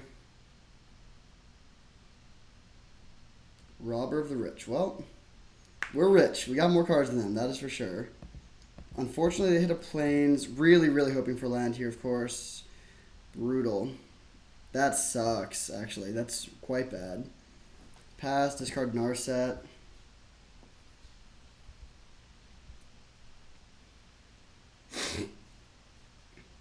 Yeah, this is actually like a weirdly bad spot given just how up on resources we are. But yeah, just missing land drops is pretty lethal in decks like this. They hit another land. Come on. Let me have my lands. So that's 2 lands gone. So we have 12 lands left plus a mock. So it's still over 50%, even though they're taking some out of our deck. Okay, that's fine. Come on, land. Please, please, please, please. Okay, that's fine. Oh, so painful. They can sack this to sack this to bounce our Jace if they want to. That seems like a little spewy though. We're set up to flip our Jace and then flashback Ancestral, which would mean we discard 1,000,000 cards to hand size, but we're like pretty much guaranteed to hit a land if we do that. They exile Time Walk. Oh, this is just brutal. Man. This strip mine is what's the problem. If we had the third land, we would just be crushing them with these planeswalkers right now.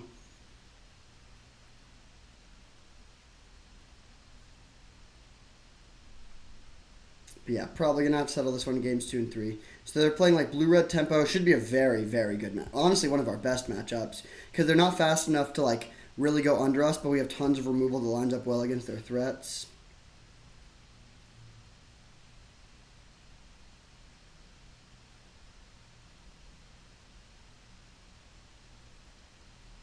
Do we want to make any changes after this? Probably not. Yeah, I don't think so. Honestly, I can't really imagine a world where we ever sideboard much.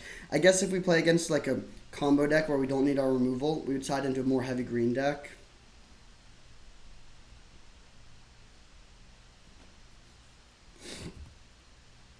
This is just by far my least favorite kind of game, though. Just staring at hands like this and just like missing land drop after land drop and doing nothing. They hit Otawara. Please give me my lands. Why must you take all my lands? 3 lands and a Time Walk, all gone. Hopefully they just play... Okay, they play Iteration.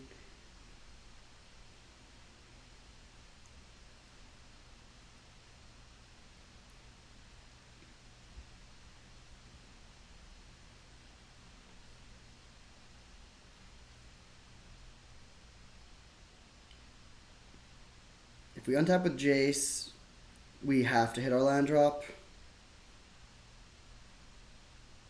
Okay, they just bounce at main phase. Come on, deck. Please, please.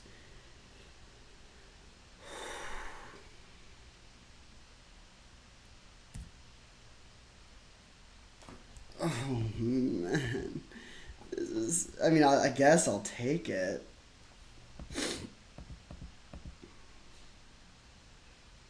We just have to hit lands. We're never going to be able to win this game if we don't, so I'm just going to play this.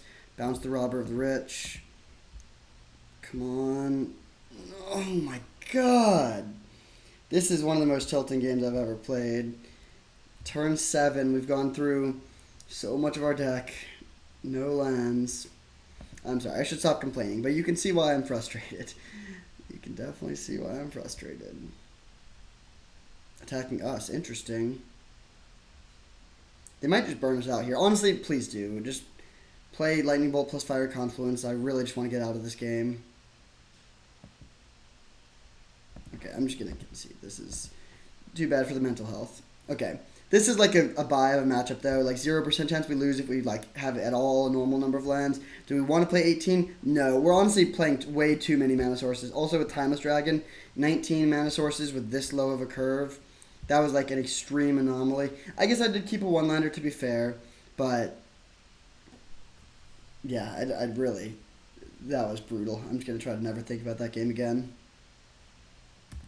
All right, on the play. Let's go. Keep. Feels like we can pretty much never lose in a normal game where we draw lands. I'm going to lead on Tallow Fountain tapped in case we top deck Mana Drain.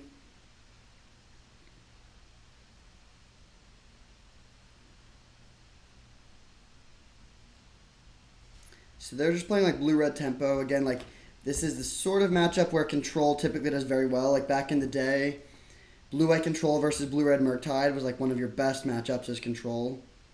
Grim Lavamancer, not too worried about that. Interesting. Okay, I'll just play the Spellseeker and grab Ancestral.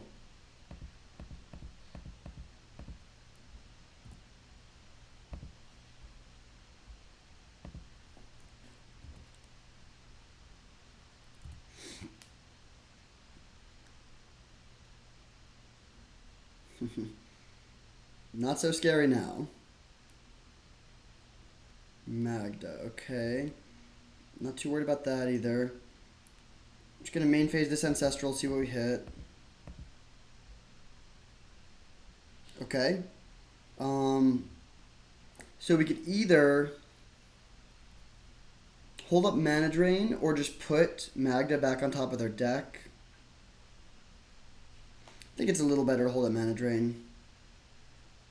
Although maybe not, actually. Putting Magda on top seems pretty juicy.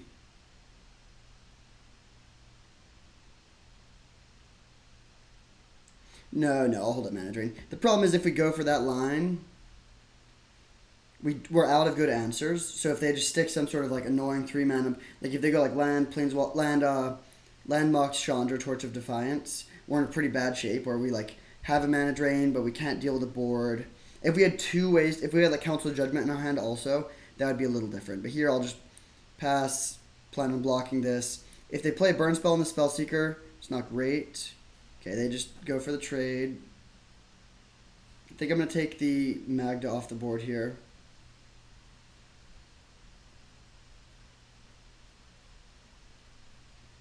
If they don't do anything, are we going to just cycle Timeless Dragon? Dismember. Okay, I'm not going to kill that, or not, I'm going to stop that. This is fine.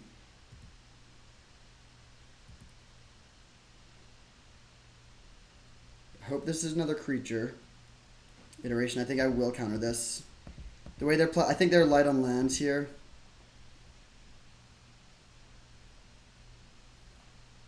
Yep, they do miss their land drop. That is a good one. The problem is they have the Strip Mine. Oh wait, we can just play the Witness now if we want to.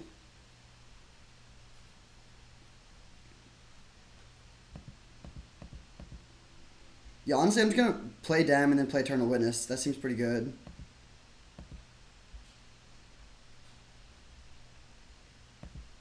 We do have to shock, but I don't think that's too bad. Our life total is plenty high.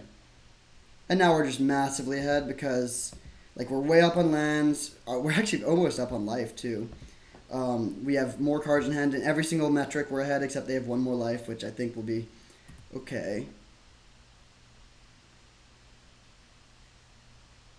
They don't even play anything. That's crazy. Okay, I'm going to main phase this. We'll see if they have something to stop it.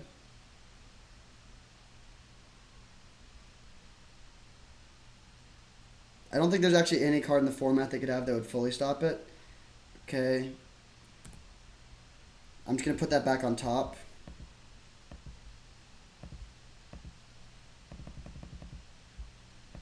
And it's just like a terrible draw. Like that's... They would probably prefer not to draw this if they could. So we'll draw our cards. And I'm just going to play Oko.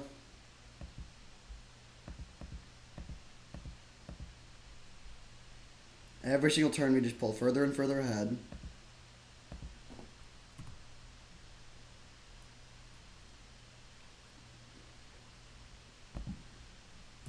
This is a little more how we drew it up. They're going to top deck their fairy thing again.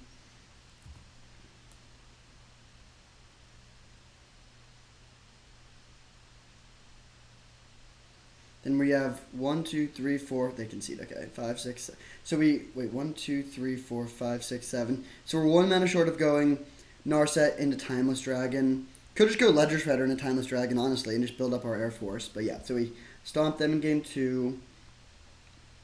Game 3 on the draw. Being on the draw is a little worse, of course. It's tempting to bring in Wall of Roots. It's a good blocker that also is good against their Strip Mine plan.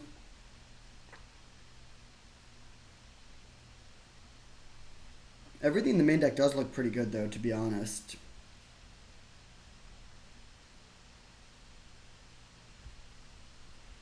I think I'll just run it back. Like, we could cut Narset, maybe, but I think I'm just going to run it back.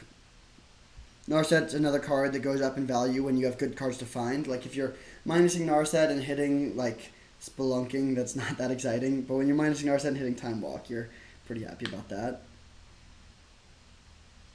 Okay, solid hand. I'm going to lead on Island unless I need a Portable Hole on turn 1 because I want to protect it from their Strip Mine, which they seem to draw pretty frequently.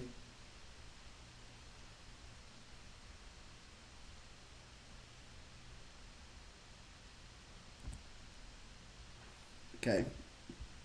I'll play this. If you have a Strip Mine, you have it. I don't want to just be shocking, though. I think saving the 2 life is pretty relevant. No Strip Mine. Magda. Okay, we have a clean answer to that.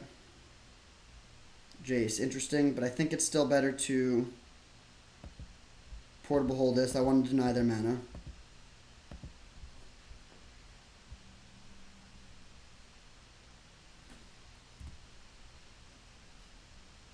No play. They might have the Fairy up. Let's just play our Spellseeker.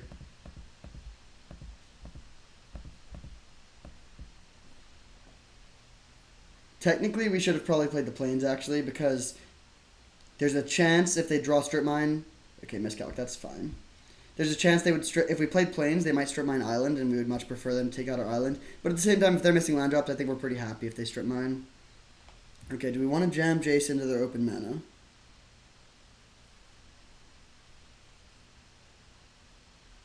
I don't think so. I think I'm going to... Well, I guess we will, but we're going to play this Jace.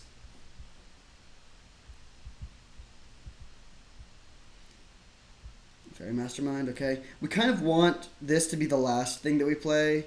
Just, like, we want to play it after they've ran out of all of their other stuff. Like, ran out of their counters or burn spells or whatever else. Okay, that's pretty good for them.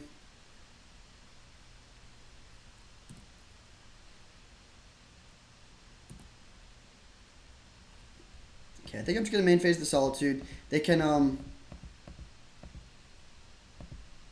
bounce this if they want to. That's still 2 for 1. Like, we're going to we either take out their Seal or their Fairy Mastermind. Yep. But now we just have a 3-2 with lifelink in play. They do a Firebolt that can take it out eventually, but they're kind of far away from that.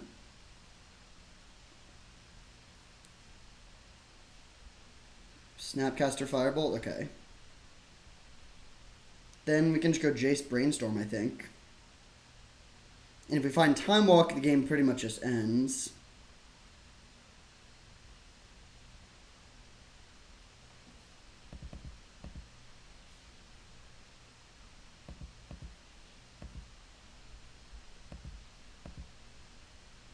Ooh.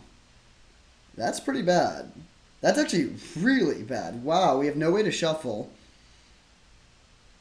Man, okay, well, put back.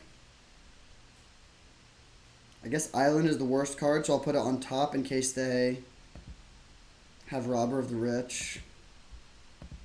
Wow, that was pretty brutal. I guess it's only fitting that we get really flooded in game 3 if we're going to get really screwed in game 1. They do have the Hasty Creature. That's quite bad. And a Bauble, okay. So Jace down, we're drawing 2 bricks in a row.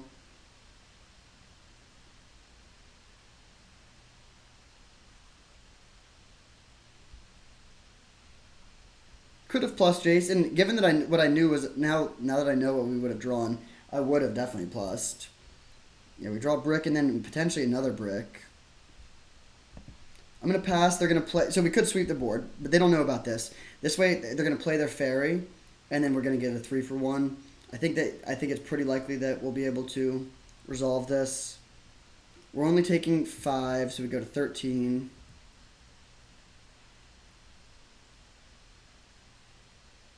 Please play another creature. That is probably GG. Man, tough game to lose. It's not over, of course, but we know we're drawing a brick. And they have this Chandra in play.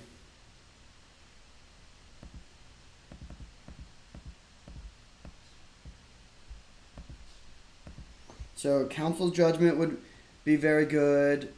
Oko would be really good. We could Oko this into a portable hole, and then I don't even think they would get it back. They could cast a Grim Lavamancer here, which is actually good. Yeah, we're pretty far behind. We have live draws, of course. We could just top deck Ancestral into Oko and Time Walk and just like, and just like go off. But we got to draw it kind of soon. That's what, 3, 6, 7, 8, 9, 10 lands down. All right. So Chandra's gonna ultimate in 1 turn, and then we will fall.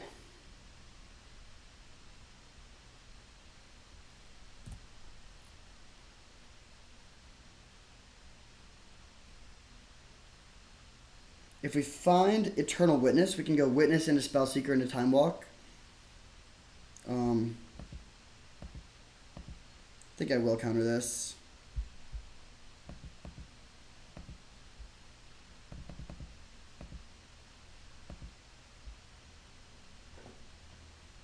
Replicated this a bit more than needed, but it's fine.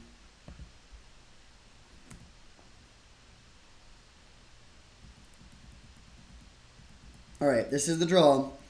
Got a lot of draws that would win the game. Questing Beast, Eternal Witness, Teferi. I guess I can't say they would win the game. They would put us ahead. Well, that is hopefully a start. Oust. Okay, that actually keeps us alive. So we oust this. They can shoot us for 2, that's fine.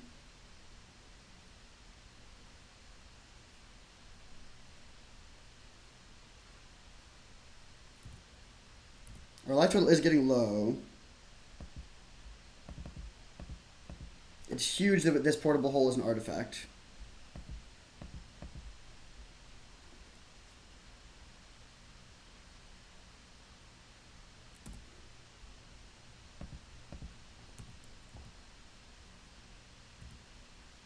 Okay, Chandra does an ultimate, so we're still in it.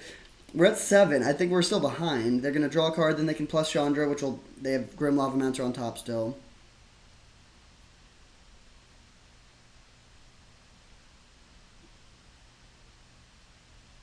A lot of live draws though. Eternal Witness would be the best. Time Walk could be very good. Teferi would be good. Narset would be good.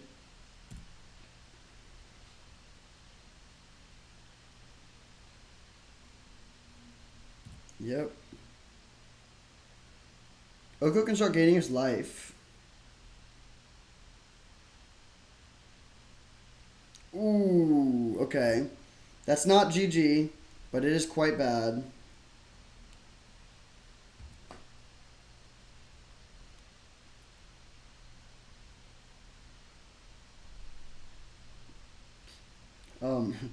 Sorry. So yeah, we'll see what happens here. They can put us to 3. If they top deck a burn spell, then we lose. We're definitely hanging on by a thread here.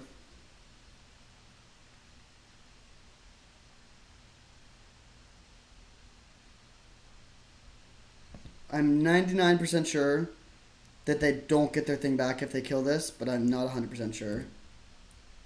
Okay, I'm glad I did not say 100%.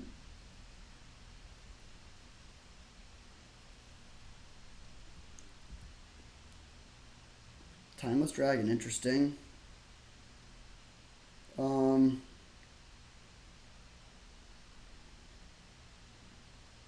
Yeah, let's just cast that.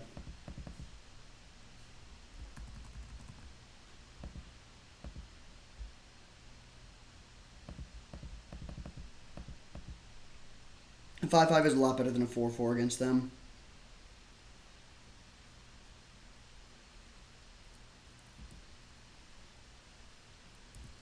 And now, I mean, they can burn us down to 5.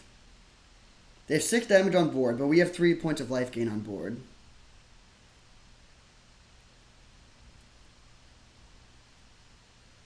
I'm not going to crack the food now. I don't think that's necessary.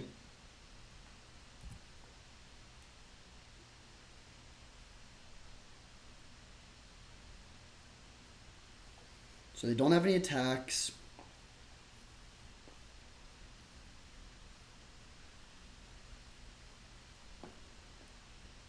Okay, let's untap. Path to Exile, interesting. So I'm just going to make another food token. I think just gaining, like Oko, just gaining 3 life a turn is actually what we want here. Let's go to combat. Swing at Chandra for 5.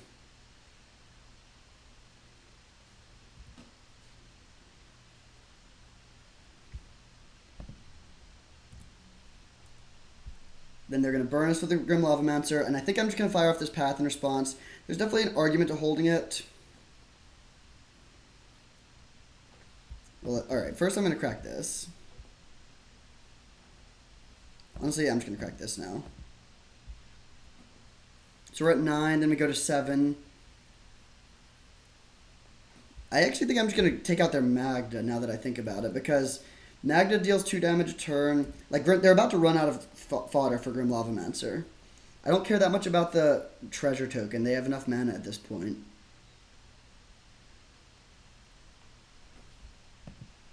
Yeah, I think I'm just going to do this to save the 2 life. My theory is that I'm going to win the long game. Like, I'm sort of spewing value. We could try to save this for, like, a scarier creature down the road. But my theory is every single draw step, we get further and further ahead. So, I'm just going to, like, play very conservatively. Okay, I'm just going to keep on making food tokens. Crack this for a redraw. Okay, drawing back-to-back lands there is not what we were hoping for, but it's alright. Let's swing for 5.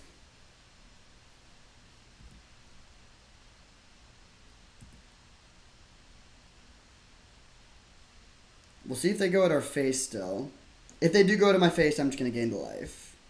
They do. Okay, yeah, let's just keep our life total as high as possible. So we're at 8. So we're dead to Fiery Confluence plus use Grim Lavamancer, but this is the last turn where that actually kills us. Robber of the Rich.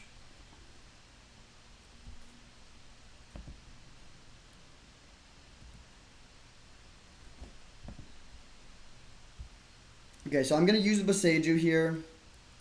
I'm hoping they're going to attack with Grim Lavamancer too, because they actually will have 2 cards in the graveyard. So now this, we Boseiju. I don't care about killing their land at all, of course, but this just means they don't get a Robber of the Rich trigger. Because one way we could lose this game for sure is if they just hit, like, Time Walk and then like, get to keep going.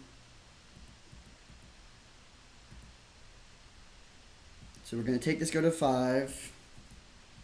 Now we can leave Timeless Dragon back to block. Obviously, if I'd known they would top deck Robber of the Rich, I would not have attacked with the Dragon. I think we're still in an okay spot, though. Man. Would you rather have a 3/3 or 2 more life? I think, honestly, 2 life, weirdly enough. Could also steal their Robber of the Rich. That seems pretty bad against the Grim Lavamancer, though. I honestly think just gaining 3 life a turn is actually what we need to win this game. I don't really think they can win if we gain 3 life every single turn for the rest of the game.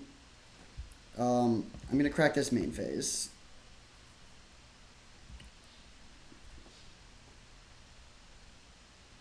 Still dead to Fiery Confluence, but that's kind of it. We did see Fiery Confluence, I'm pretty sure. Okay. Narset, there we go. Eventually we had to draw something. Our deck is full of good cards. We've hit almost every single land in the deck at this point. Narset into another Planeswalker. Narset into Time Walk.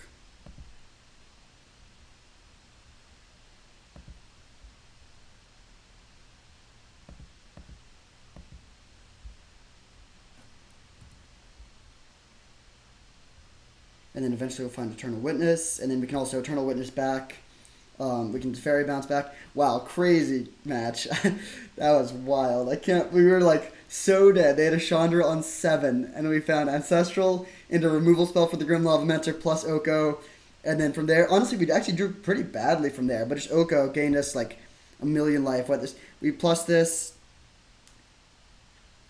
like 6 times. This game just 12 life or something. Yeah, wild, wild game. In the finals, 5-0. See you there. All right, final match for 5-0. This hand is bad. I think we can do better. This deck is good enough that we can do better. Oof, I'm gonna keep this, but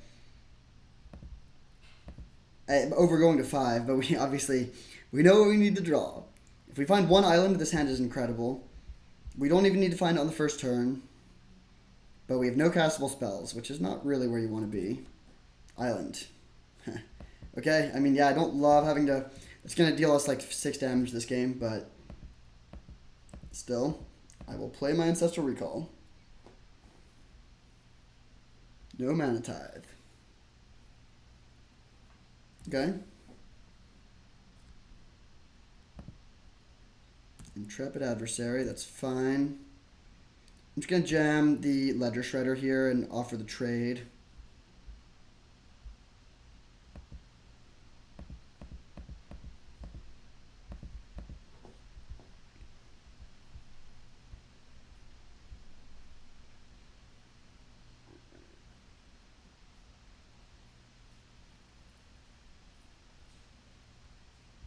If they, like, take this out, that's not great, but there's not that much removal they could have. They could have Swords of Plowshares, but we have Portable Hole, Path, and Oust.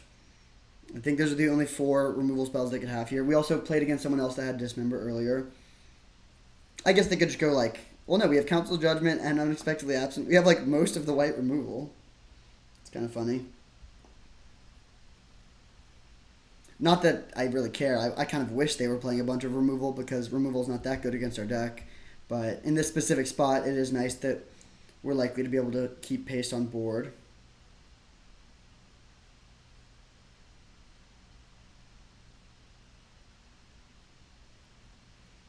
And then on our turn, we can decide between Hard Evidence, holding up Mana Drain, or just slamming Oko. If they pass with mana up, I'm just going to play Hallowed Fountain tapped and pass.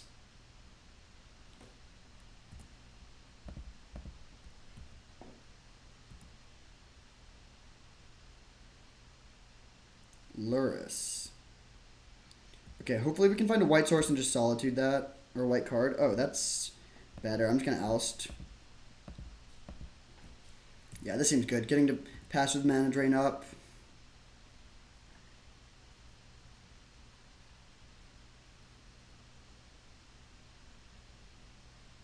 Good to know about the Lurrus, though. We will want to ideally Mana Drain that on the way back down so they can't get the Intrepid Adversary back. Ooh, okay. Definitely need to worry about that now. I don't think I really care about this.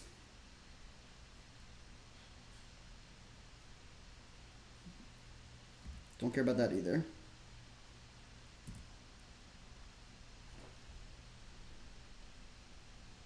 Okay, I will play Hard Evidence now and play this tapped. It means we don't have Mana Drain up for this turn. Oh, wait.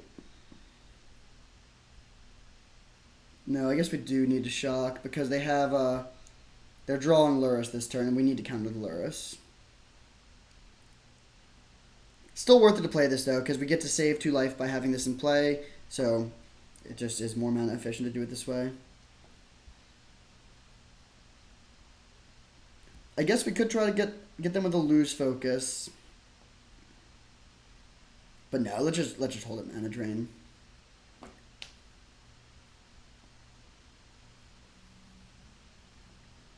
I don't really know what they're thinking about here.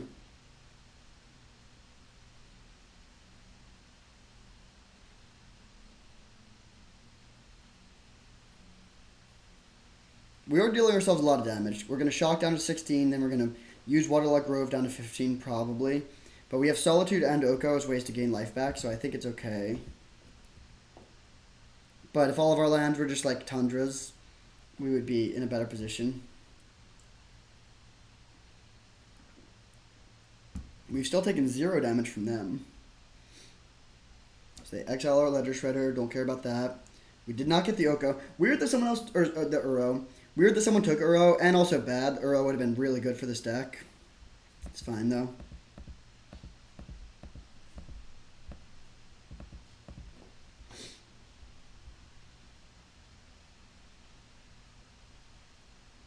That is fine. I mean, sure, we're going to take 4, maybe 5. But we're going to get to stabilize pretty quickly after that.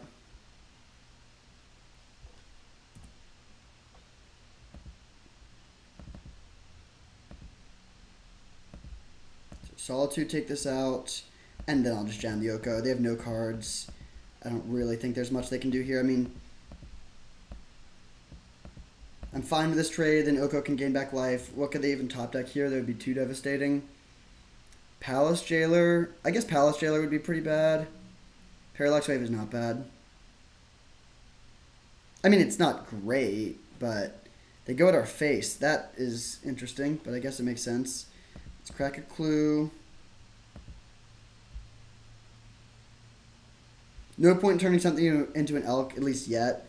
Like, eventually taking counters off of this Parallax Wave is good, but I don't think we need to worry about that right now.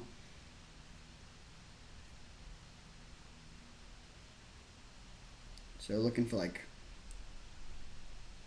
I mean, really just any spell pretty much would be good here.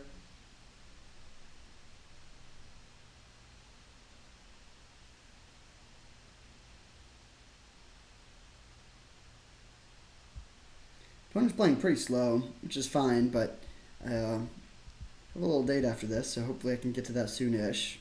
Told her I'd be there at 8, it's 7:59, but she'll understand.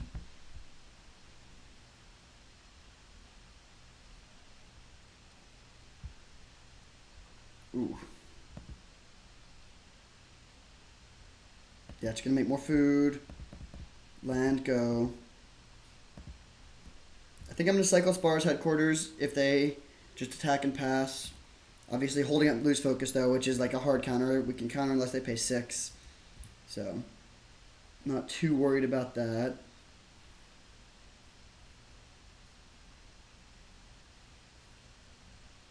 Ha! They just concede. That's pretty funny. But they were dead.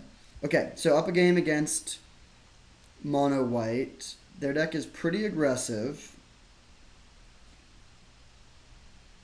Deep Forest Hermit seems pretty good. Potentially better than Questing Beast. We haven't seen much in the way of Planeswalkers yet, although we also just haven't seen that much of their deck. Is there anything that we don't want? Narset could be a little clunky. Yeah, I think on the draw, I like making this exchange. And then do we also want to play this? I think it's fine. I think I'll run it like this. On the play, I might even bring Narset back, but I'm just not too worried about outgrinding them.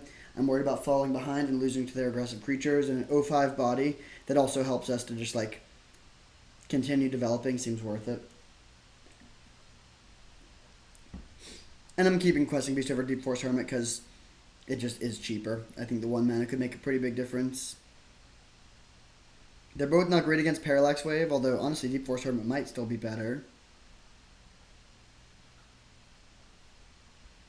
Okay, good hand. We've drawn Ancestral in our opener a lot.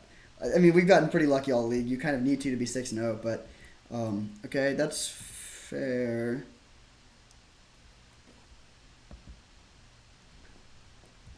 We have Ancestral, or we have a Dam to sweep all their stuff up, but a little annoying.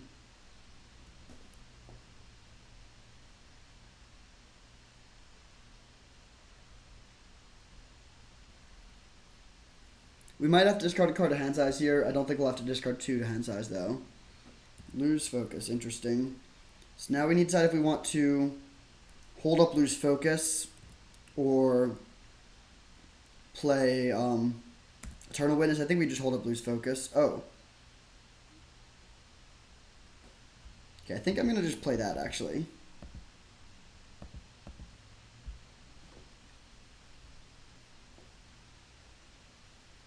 And honestly, Teferi Plus, I think, is the move. We could also bounce the Clue token. We can't bounce one of their creatures, of course.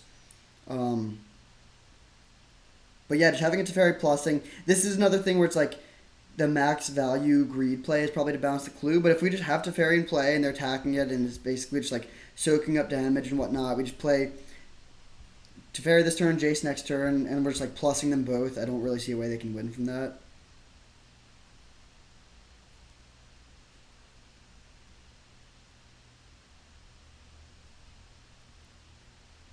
Man, turn 1 Ancestral, turn 2 Teferi, turn 3 Jace.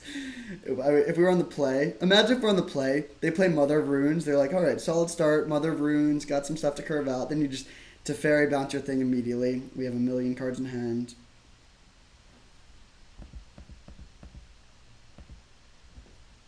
It's possible we're even just supposed to pass, but I think getting Teferi in play seems pretty reasonable here.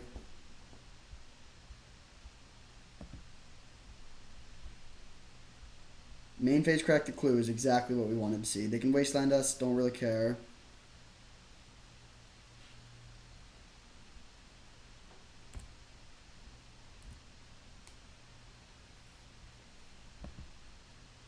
Okay, I think I'm just gonna hold up.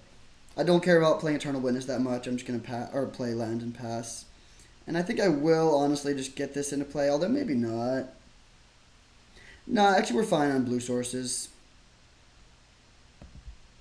Yeah, I'll play this. There is a world where we cycle the Spar's headquarters.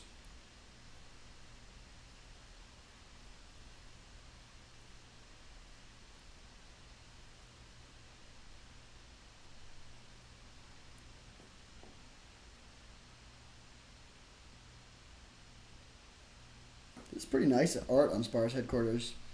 I want to hang out there. I kind of have a thing for waterfalls. Maybe that's just everyone, but I love waterfalls, and there's a lot of waterfalls here.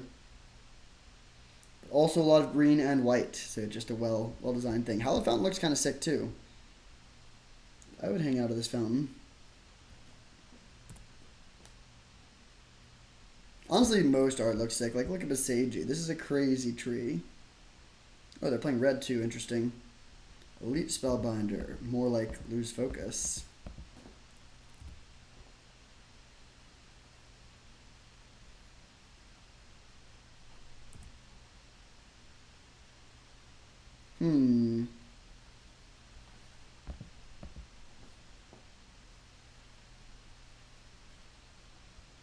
Few options here. Could Eternal Witness back Ancestral. I think I'm actually just going to... Whoa, not what I meant to click on. I think I'm going to hold up Mana Drain, though. It just seems like we can't really lose by playing Mana Drain here. And we could maybe lose to something weird if we, like, play Jace, but then we just never draw anything.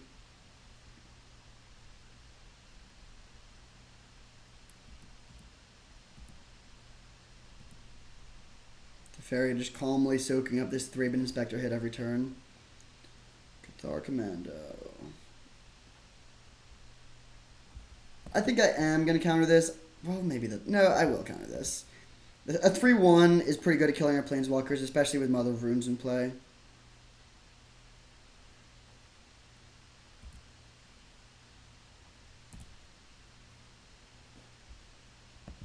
Okay, let's start with Eternal Witness. Bring back Ancestral.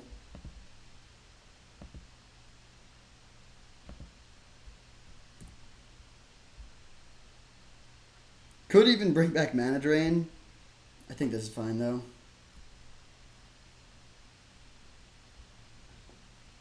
I mean, yeah, at this point, there's honestly no losing lines, I think.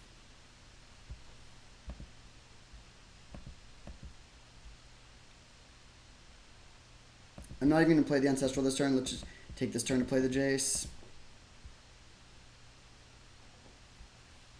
I'll plus on myself, just get some loyalty going. I'll take that. That's a good answer to the Mother of Runes if we even care about it. And now, like, worst case scenario, they go, like, land, hasty creature. They could play, like, Otari here and kill one of our Planeswalkers. But then we just are fine. Council Judgment, the Otari. Still have Ancestral in hand. Our life total is super high. And if they don't kill one of our Planeswalkers here, then it's 100% over. This is okay. Yeah, that was just a great deck. Oh, that is a beautiful thing. 2 trophies, 45 treasure chests. I'll take it. This deck, both decks were great. Honestly, just phenomenal. Did we get to see our deck list, or is it gone? Maybe it's gone. Yeah. All right. Well, we can't see the deck list here, but both decks were amazing. We were just all out, balls to the wall, red white aggro deck with Black Lotus and Thalia, and we were able to just win really quickly. And then we had an insanely good blue white control deck with Ancestral, Time Walk, Mox, Jace to flash him back, Eternal Witness to flash him back, Narset and Spellseeker to find them, Oko, Teferi, Jace, just love it. That's kind of peak Magic, honestly. I'm a blue white control mage at heart, and it's not as common to play that these days in Vintage Cube, but that was a lot of fun. Thank you for watching. I hope you enjoyed, and I'll see you next time.